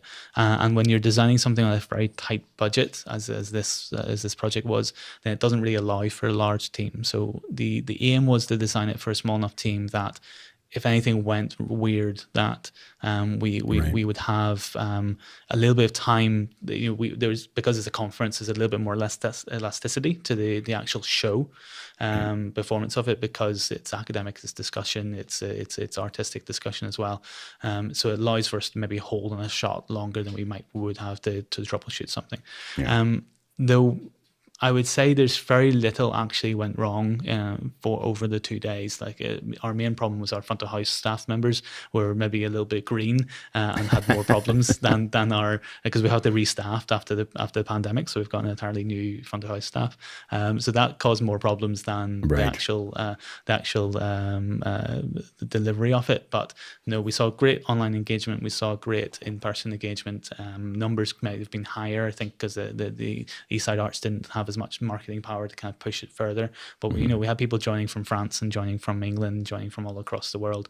And there's people still, because it's all available and recorded, still buying tickets to it to see all the panels online as well. So it's it worked really well. Yeah. The how did the organization feel? Were they excited? Yeah, they were really happy because when we did this last year, we did it all through Zoom. So they were kind of forced to do it last minute. It was a 1-day conference. So this was a real push forward into the next level, and they were very, very happy. So I think, again, they would have liked a bit more physical attendance, because the way they scheduled it was a bit weird, because they ended up having the last 2 panels of the first day both be online panels. And because we had then physical attendees, they were just sitting in our theater watching the online performance, the online event. So it kind of was weird to me the way they kind of scheduled that. But sometimes that's just how things work out. Yeah, no, absolutely. Yeah, well, I think that's the future, is to be up there and being able to interact with them, from that audience. Because could folks in the physical audience ask questions of folks that were in the virtual seminar? Yeah, so you had that tied together. That's great. All right, let's jump into the questions, Bill. The first one's actually a comment just from Tony Mobley in Noonan, Georgia. Our friend says, by the way, thank you, Richard, for sharing the keynote. It absolutely looks great. I will say, Richard didn't call any attention to it, but that was an amazing keynote document. It's a great example of live video inside the keynote, and moving it around. You're definitely pushing all of us hard. That's really... I think I felt a certain push from the last conversations we've had this year. So normally I would super source it, and so today, for those who were in after hours before the show, I was asking Mickey's help to get audio sync in line, because the chain for this is weird, because I've got 2 sources. So I've got the Extreme, which goes into the Zoom meeting, but then there's also a Mini who feeds into the keynote machine, because they're on 2 separate computers. And then that means, and then the PowerPoint goes, the keynote goes into another Extreme, which then goes into Zoom. So the audio sync is just a nightmare. Yeah, no, absolutely. Next question. Actually, the next one's right along the lines of this. Tony also asked, did you use any additional software for the keynote for creating or pushing it out? So no, it's all. This is all done in Keynote. So there's no additional software, I don't think, apart from just the hardware of the ATEM going into the cameras. Next question. Peter Belbin in Houston, Texas says, remote broadcast equipment list shows 3 AKG C451B stereo, but shows what looks like a wireless set. It seems like it's mislabeled. It could be. I'll have to go back and look at it. But we also have, we have physical AKGs that go into as backup mics. We actually have a couple of boundary mics, but we didn't use them on this specific one. We had wireless kits as well. So when we go on site, off site, we tend to take as much equipment as we can with us, just in case something goes down. And we had a lot of problems with our wireless mics in an event in a festival we did at the beginning of February. It's the standard thing that we hear quite a lot with Sennheisers. As soon as you take them out of the building, they can be a little bit harder to use just with radio frequencies. So we did an event with 6 Sennheiser G, I think they're the EW100s that. When we turned them on, all was good. We got them all synced up. We got them onto different frequencies. We got them all checked. And 15 minutes before the show, and this isn't the current event. This is back in February. 15 minutes before the show, some static arrived and just killed them all, and it nearly killed our entire event. We had extra boundary mics and backups and things like that. So we tend to take those AKGs on most events to have. So they would have been physically wired into the X32 rack, but we also then had a little lapel mic. Thankfully for this event, from this time, they were mostly presenting from a podium. So we had a lapel mic on the podium, just wrapped around the gooseneck mic that was in the venue they were at. And then that allowed us to wire back into the X32 as well wirelessly, so just we had 2 or 3 mic options for that specific event to allow us to make sure that we had backups. And 90% of the time our first plan doesn't work, and we always go to the backup. It's become a thing now where we rig the backup first, because there's never time. Because when you lose your primary, there's never time sometimes when you're setting up just to always get your backup exactly right. So we tend to rig the backup first now and then go to the primary. I'll look back on my labeling, but yes, we had a couple of DPA 4060 lapels, as well as the AKGs, as well as then the Sennheiser EW100s. Next question. Next one comes from J.J. McKenna in San Rafael, California. He says, were there style considerations for the PowerPoint presentations? And if so, how were these conformed? Normally, because it's not our position to kind of push on how people are going to do their presentation, especially with academics, you tend to get what you get. So we're lucky enough that the keynotes that we did, most of them presentation wise didn't need much adjusting, and because we had the control of how the before and afterward looked, it allowed us to kind of tie it in branding wise to the overall event, and we could sting from a title card into the presentation and back out again, all looking quite nice, and then allow their presentation just to sit as they would like it within that overall event. Normally what we ask for is just making sure people do it in 16:9 templates, and up to a certain resolution, and do certain safe things, or warn them that when we set them up, we want to know what fonts they're using, so we can make sure that they're not surprised. I think the only weird thing that we discovered was that Internet Clicker didn't trigger the PowerPoint's first transition. It was weird. It would just so very odd. It triggered all the other transitions, just not the first one on the first slide. I think it's possibly because they didn't have like a holder slide at the beginning. They just had the presentation start cold. So yeah, just one weird bug. Next question. Gordon Lake in Los Angeles, California. Up next with, what would be a budget range for doing this type of project? So we had a fixed budget of around about £2,000. That was as much as the client was willing to spend on the event. And we tend to, anytime we get asked to do an event, we tend to ask what their budget is, and then we design accordingly. I tend to over-engineer things, just for, as much as for practice as anything else. So, the overall system that we put into place would be well beyond that cost range, but because it's built to be paid off over many different events, it allowed us to kind of do a lot more with it. I think if we were a solo producer rather than a venue, it might be a different thing. It's harder to replicate things like the video hub and other things like that in that kind of range. Whereas with us, because that infrastructure is all in place, right, it allowed us to do a lot more with it. If someone asked us to do the same thing in a completely different venue, it might be a very different cost. Next question. Peter Belbine in Austin, Texas, USA. Richard, what's your total equipment cost? Oh, wait, is that the one I just did? No, total equipment cost. Sounds slightly different. Total equipment cost is probably not well in excess, but in excess of over £100,000 at this stage of the full build. Part of that is because the PTZs are quite expensive in and of themselves. So the PTZs from Panasonic are around about a £10,000 to £12,000 camera, depending upon where you go and what you get. We got them from a little bit less because we're a charity. We tend to push the charity angle as hard as we can anytime we have to buy anything. It allows us to afford a certain level more than we could normally. So I think the Panasonics, there's 3 of them, that's already £30,000, and then the Ursas are around about £4,000 to £5,000 each again. So, and there's 3 of those, so that's £15,000.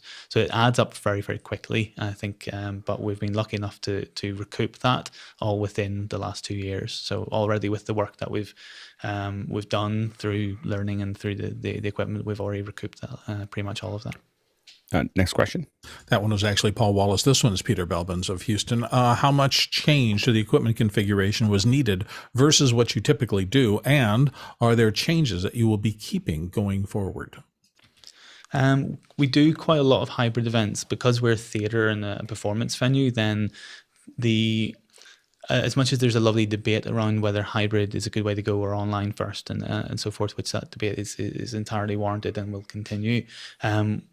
Performers tend to like to have someone to respond to, and they also love the idea of the reach of online. So they often in this stage we would see hybrid being like 90% of what we will do, as much as 2 years ago at the beginning of the pandemic it was 5% of what we did because we couldn't do anything else.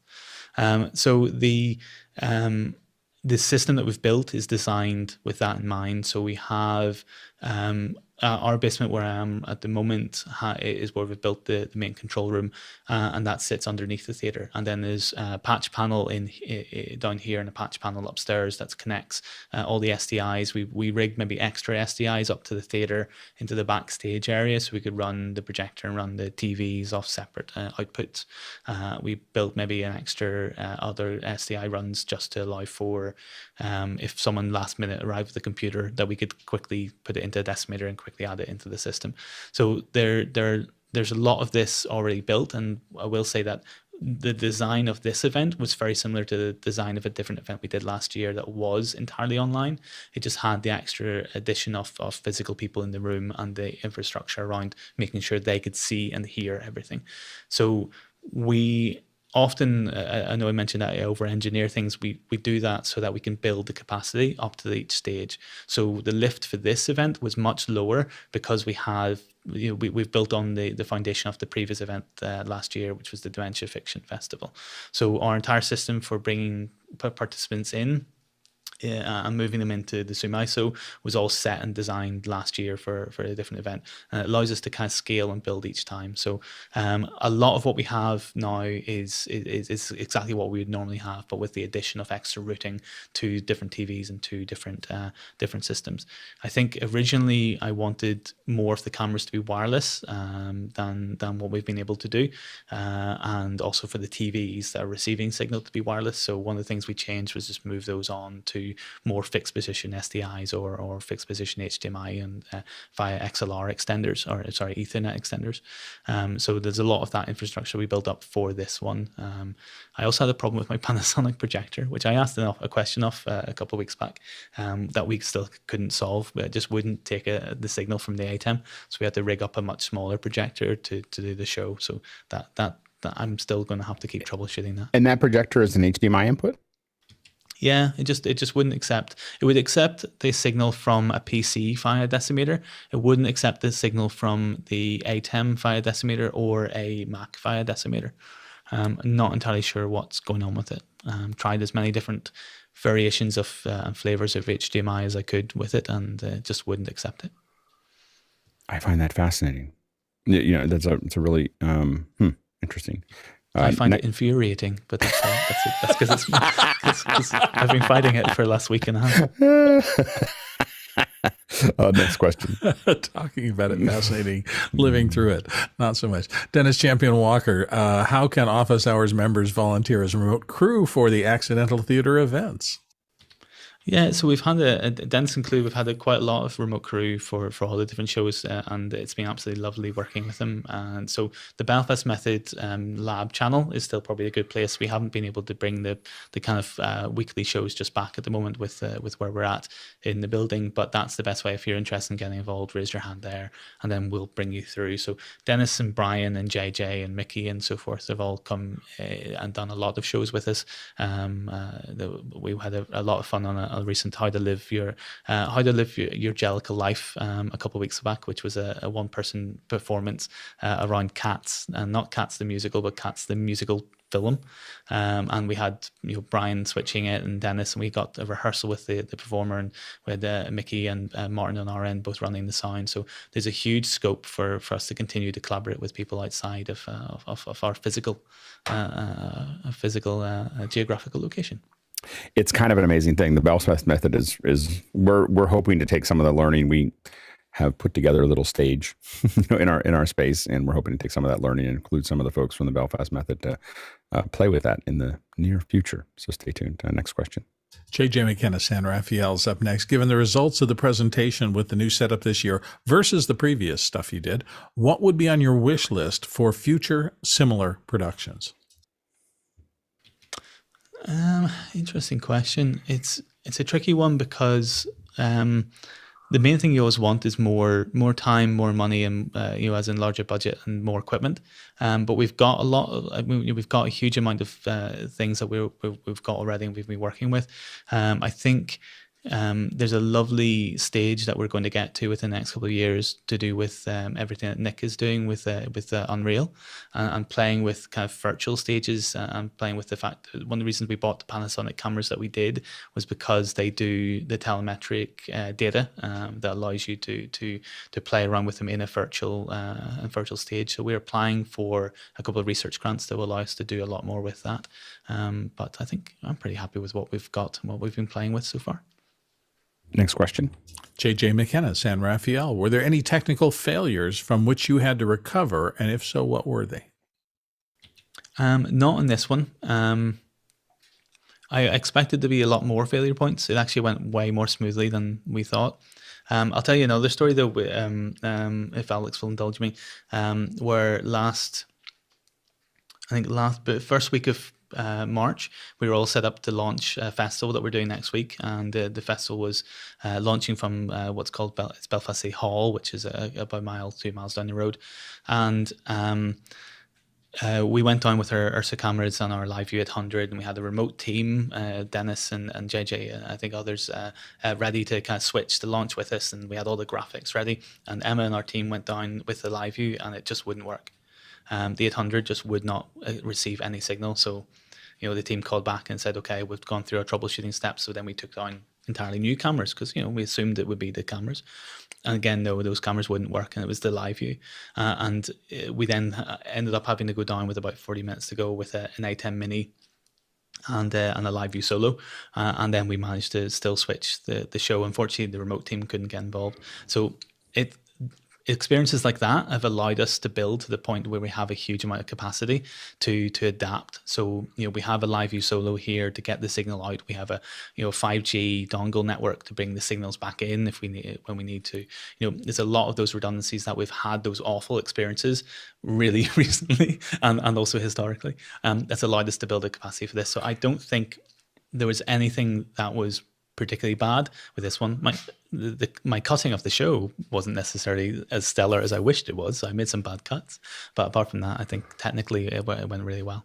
And that's the key to repetition. There's two things. One is we want to see that repetition. The more time you do the shows, and there's a huge advantage to a facility investing in the hardware because all of these things are really hard to do when you load in 3 days before, as opposed to having a facility that's ready to go. Yeah, I mean, we rehearsed this show. We built it over we spent about a week building it and practicing it. And as I showed at the end, we brought office hours into the system to test even on the day. I think the day before, I was asking Nigel and Dennis to clap for me on office hours to check the audio sync going to the room and the audio sync going to Zoom and the differences therein. So office hours as a test bed is a fantastic opportunity just to kind of dial those last little details in and to force things into the system. What's always very nice is that people have such good cameras. No academic attendee is ever going to have as good a camera as Dennis or Nigel or Alex, So it's nice to be able to pump that into your Zoom ISO system because then you can really kind of break it. Yeah, absolutely. Next question. Paul Wallace, Austin, Texas. What's the global reach of the Belfast method beyond our office hours group? I'm afraid my mic cut out on that, so I'm going to have to, or my earpiece cut out on that. Would you please repeat it, Bill? Yeah, absolutely. It says, what is the global reach of the Belfast method beyond our office hours group? And I think this maybe you were relating to the fact that you have some people who are watching from internationally. How far? Yeah, I think what I would anticipate happening over the next couple of years, because I think it's a year, it's a multi-year thing for us, because this entire presentation is designed around a small venue in a small country. So what can we do as a small venue with the reach that we have currently to build a production and start to reach bit by bit beyond? So the global reach at the moment that we're seeing on a production by production basis is mainly with live within the UK and Ireland, and then sometimes in the continent with France and so forth. And then on demand recordings of events, that's where you start to hit Canada and America and a couple of other places.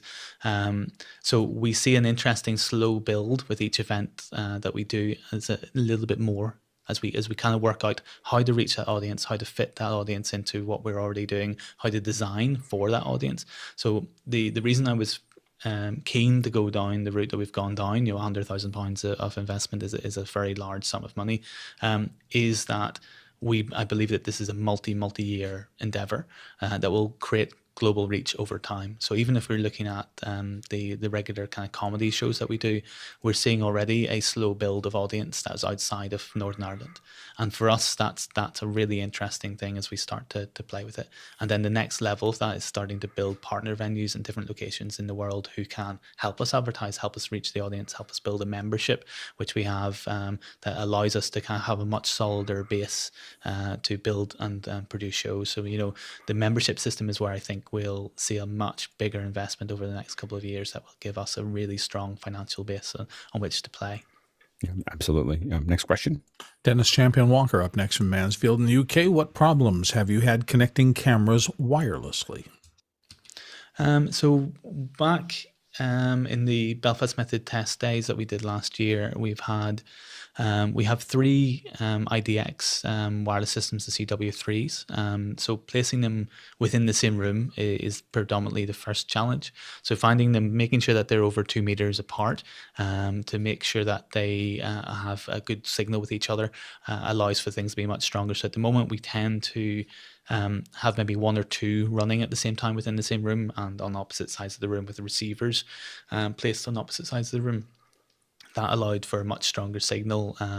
As they were our biggest challenge because they're quite an affordable unit, and we've had one for a long time.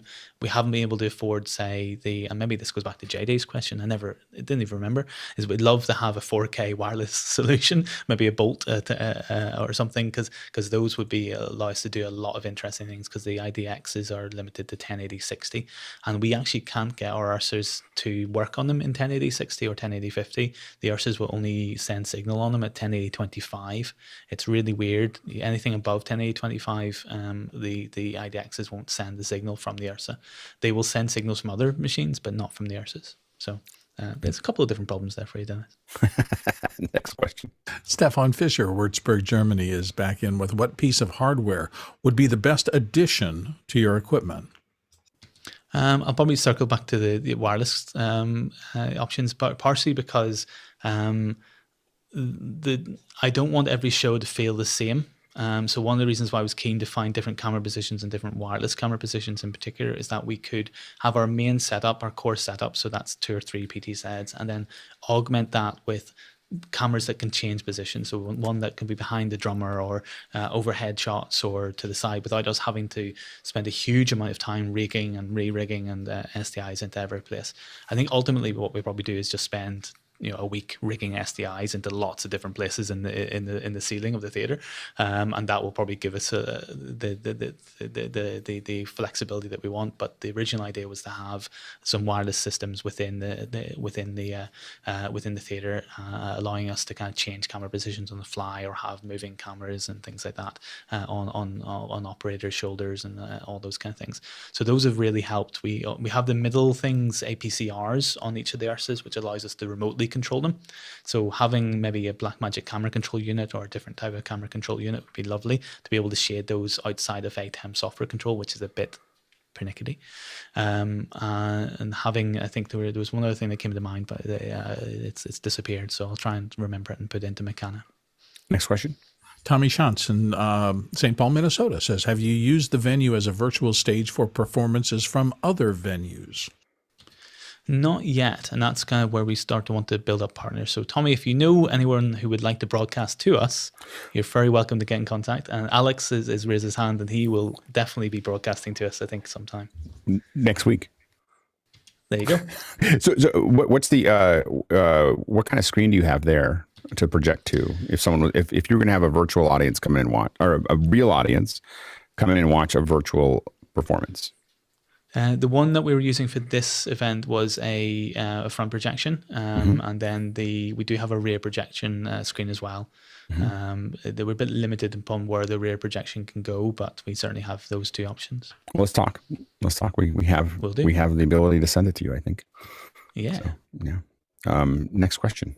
Gordon Lake in Los Angeles up next with, when looking down the road to your Unreal environment, would you use all Panasonic cameras or would you also use your Blackmagic cameras? I would say there's no reason to not try everything and see where it goes. The Panasonics I'm interested in because they can move they should be able to interact with the environment and so forth. But I mean, I think if we have them available, we'll try that and we'll play with it and see what the results are. Next question. JJ McKenna in San Rafael. How reliable have the pan-tilt zoom cameras controls been with interfaces that Manolo built for remote contributors? It's very reliable. I think Manolo did a fantastic job when he was working on it last year, and we've replicated some of that this year into a different interface, and along with JJ being involved in that as well. The control from someone who's in California, or someone like Dennis, or from England, or someone like Brian from Australia, I mean, the latency is so low. It's unbelievable just that they can have such a granular control. I think the main challenge we've had recently is focus. There's some really weird focus things happening within the software control of the either the version we've built for Universe or just within the actual Panasonic commands. It does something really weird with focus. Everything else is been really pretty good.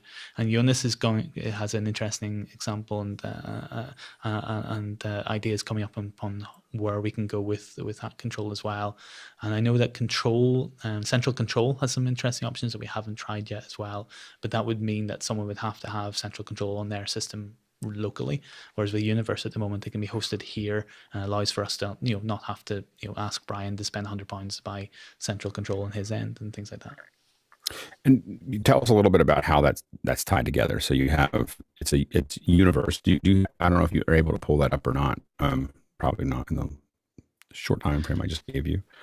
I probably could if you vamp for me. My problem is that to do the presentation, this is the Keynote limitation. I'm still in Keynote because I can't cut back to my other ATEM.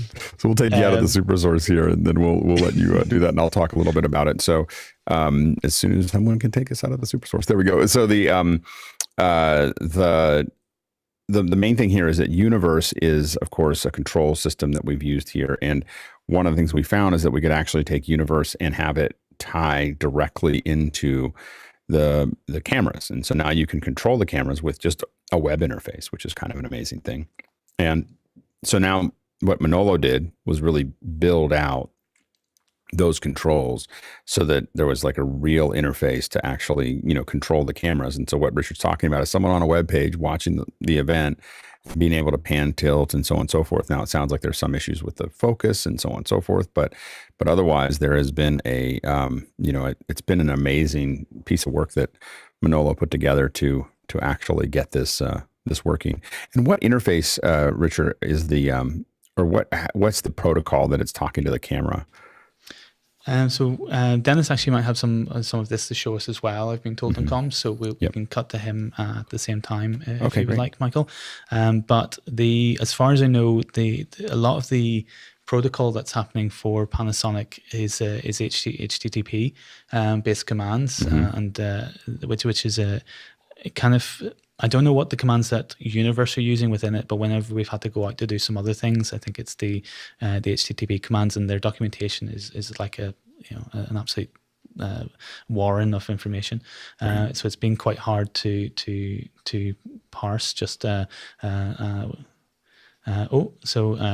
I'm being told that the tunnel is down, and that's because I haven't started the tunnel. I thought Dennis had something else to show.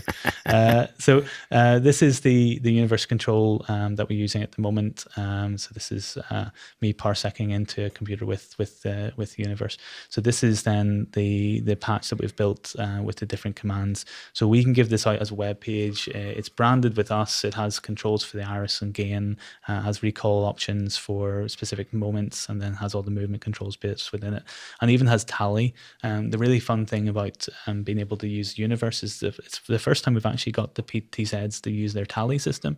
I find that interesting. I'm not too sure if anyone else would, because getting tally out of the ATEM to them has been really difficult, whereas the universe talks to them. So the ATEM talks to universe, and the universe talks to the camera and turns on its tally. So there's been lots of really interesting things so all we need to do is give someone this web page, and they can control the cameras in a country far, far away. That's amazing. Next question. Stefan Fischer, Würzburg, Germany, in next with, the money that you get seems to be too low by a factor of 2 to 4. What could be done to sell the competence you obviously have for a better price? He's saying you're not charging enough. Oh, yes. Sorry. Very polite way to say that. Yeah, that's good. Yeah, I can charge more. No, there's two things. I'll go back to the factor I said at the beginning. We design to what people can give us, and then we over engineer. So there's that aspect, and part of that is because I want us to uplift in technology and skills, so that when it comes to larger productions, we can go, yes, we'll do that for this amount, and I can show you this as an example. So there's partially about kind of cutting ourselves a little bit on this end, and at the same time, the arts industry is not a high cost industry. It is not a high budget industry in any means. So we want to. I kind of made the decision. I've made the decision several times in my career, and one of the decisions is that.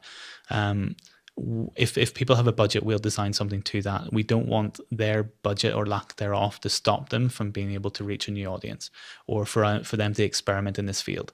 So one of the problems that we're going to face, especially within the arts industry, is that £50 extra on top of a production is going to stop them from streaming something, let alone thousands of pounds or tens of thousands of pounds. So the idea that we can design something for really cheap for an artist then to start to build a global audience is the thing that's exciting to us. And it doesn't matter that we lose a bit of money on it, because there are other events that we will make that money back on. So it's all about kind of understanding that we're making some different choices that will, as long as I'm able to pay staff and salaries, I don't mind how much we make from it. It's not about earnings, it's about accessibility. So making sure that an artist can access an entirely new audience in LA or wherever, and build up their career, but keep their life where they want their life to be, whether that's London or Belfast.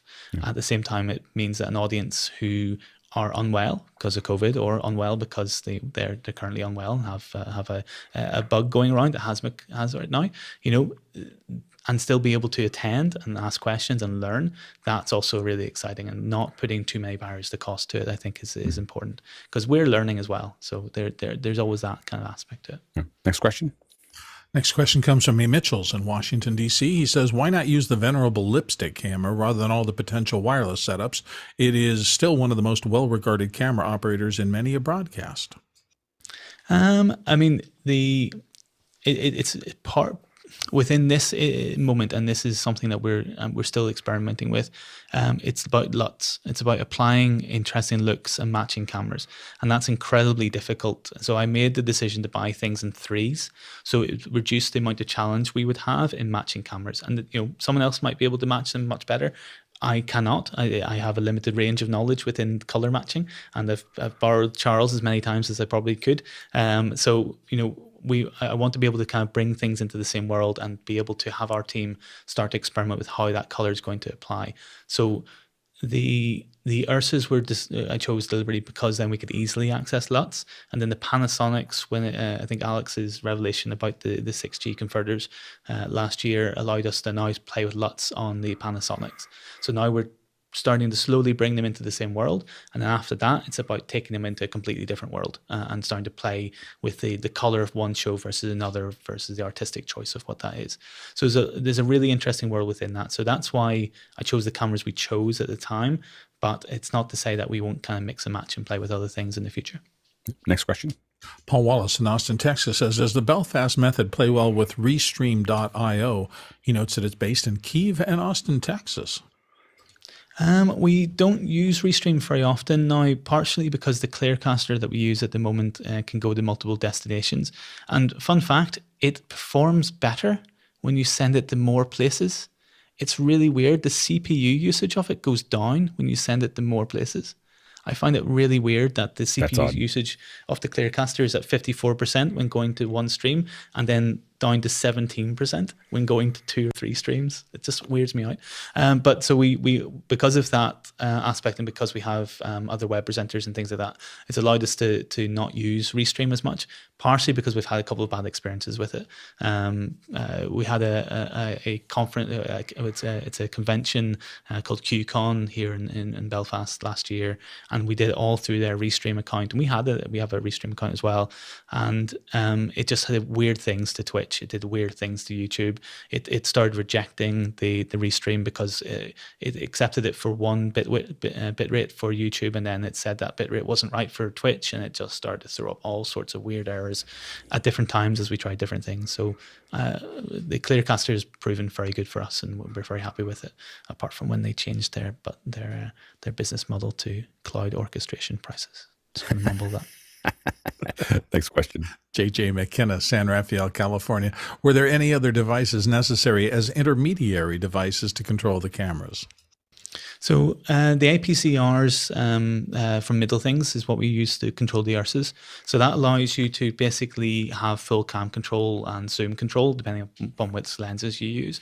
So it allows you to get a lot of different shading control remotely over the Ethernet without having to have, if anyone's used the IRSs, you have to have 2 SDIs, one for the picture out and one for the control in. And it's allowed us to do all of that through just one little box that sits on top of the IRSA. So that's the kind of one of the main middleware things that we use at the moment. Next question. JJ McKenna's right back with how many pen tilt zooms would you need? Suggest someone with a remote feed to you, perhaps Alex, in order to convey a level of engagement to the audience. So the nice things about the Panasonics that we've used is that they look really, really nice when they're zoomed tight in. They don't look as good when they're zoomed right out. So that kind of connection to the audience we get really nicely from those PTZs. So even one, we've actually tried a version that Alex suggested last year where we embedded one PTZ camera in the middle of a rear projection screen. So we cut a hole in it, popped it in, and then that PTZ could move and change eye line and things like that for us to have different artists look directly into the audience's eye, and it allowed for very interesting control. So get as many PTZs as you can. I'm not going to make Alex buy PTZs, but if I could, they are so versatile and there's so many options with them. It creates you find new ways to play with them. So JJ himself has found really interesting ways to play with ours in different angles and movements. And last year, just at the end of the previous Belfast method, I think we got really nice kind of bokeh control. So we could do focus control in and out. That was on Manolo's patch, and we just haven't quite been able to recreate it since then. Richard, thank you so much for your time, and thanks for sharing all the knowledge. Thank you. Yeah, that was fantastic. You guys have really cut a lot of ground, and again, I'm starting to work on some remote stuff, so I'm kind of excited to take advantage of the knowledge that you guys have absorbed in figuring some of those bits and pieces out, and we'll invite some folks to be part of that, probably from the Belfast method here. So we'll start to play with that, and hopefully all of you will see a little bit of that in some live streaming stuff that we're going to do in the next couple of weeks. So it should be, we got a couple bands we're talking to. We're going to try to put them on a stage and shoot some video as a test. And so we're going to incorporate, and we're going to see how much of the Belfast team wants to play with us. So it should be pretty cool. So it should be good. But Richard, thank you so much. And it was just really fantastic. Thank you. And thank you to our producers. Of course, a lot of great questions, and thanks to our panelists who, we were a little undernumbered for today, and we did a great job. So everybody did a great job as far as answering the questions. We kept the pace. We had good content. So so very well done. And so really well done by the panelists as well, and by the producers to make sure that we still had a great show. So once again, over 700 of them. We really haven't had very many clunkers. Our percentages are very, very, very high. So we're really looking forward to that. And to the next one, of course. And remember that Michael Camus is going to be on tomorrow talking about Post in the Cloud. Should be really good. And now we're going to jump into After Hours. Say hi for me to Michael tomorrow. I'm heading out for the lake bed early. Mitchell's going to do the show. Okay.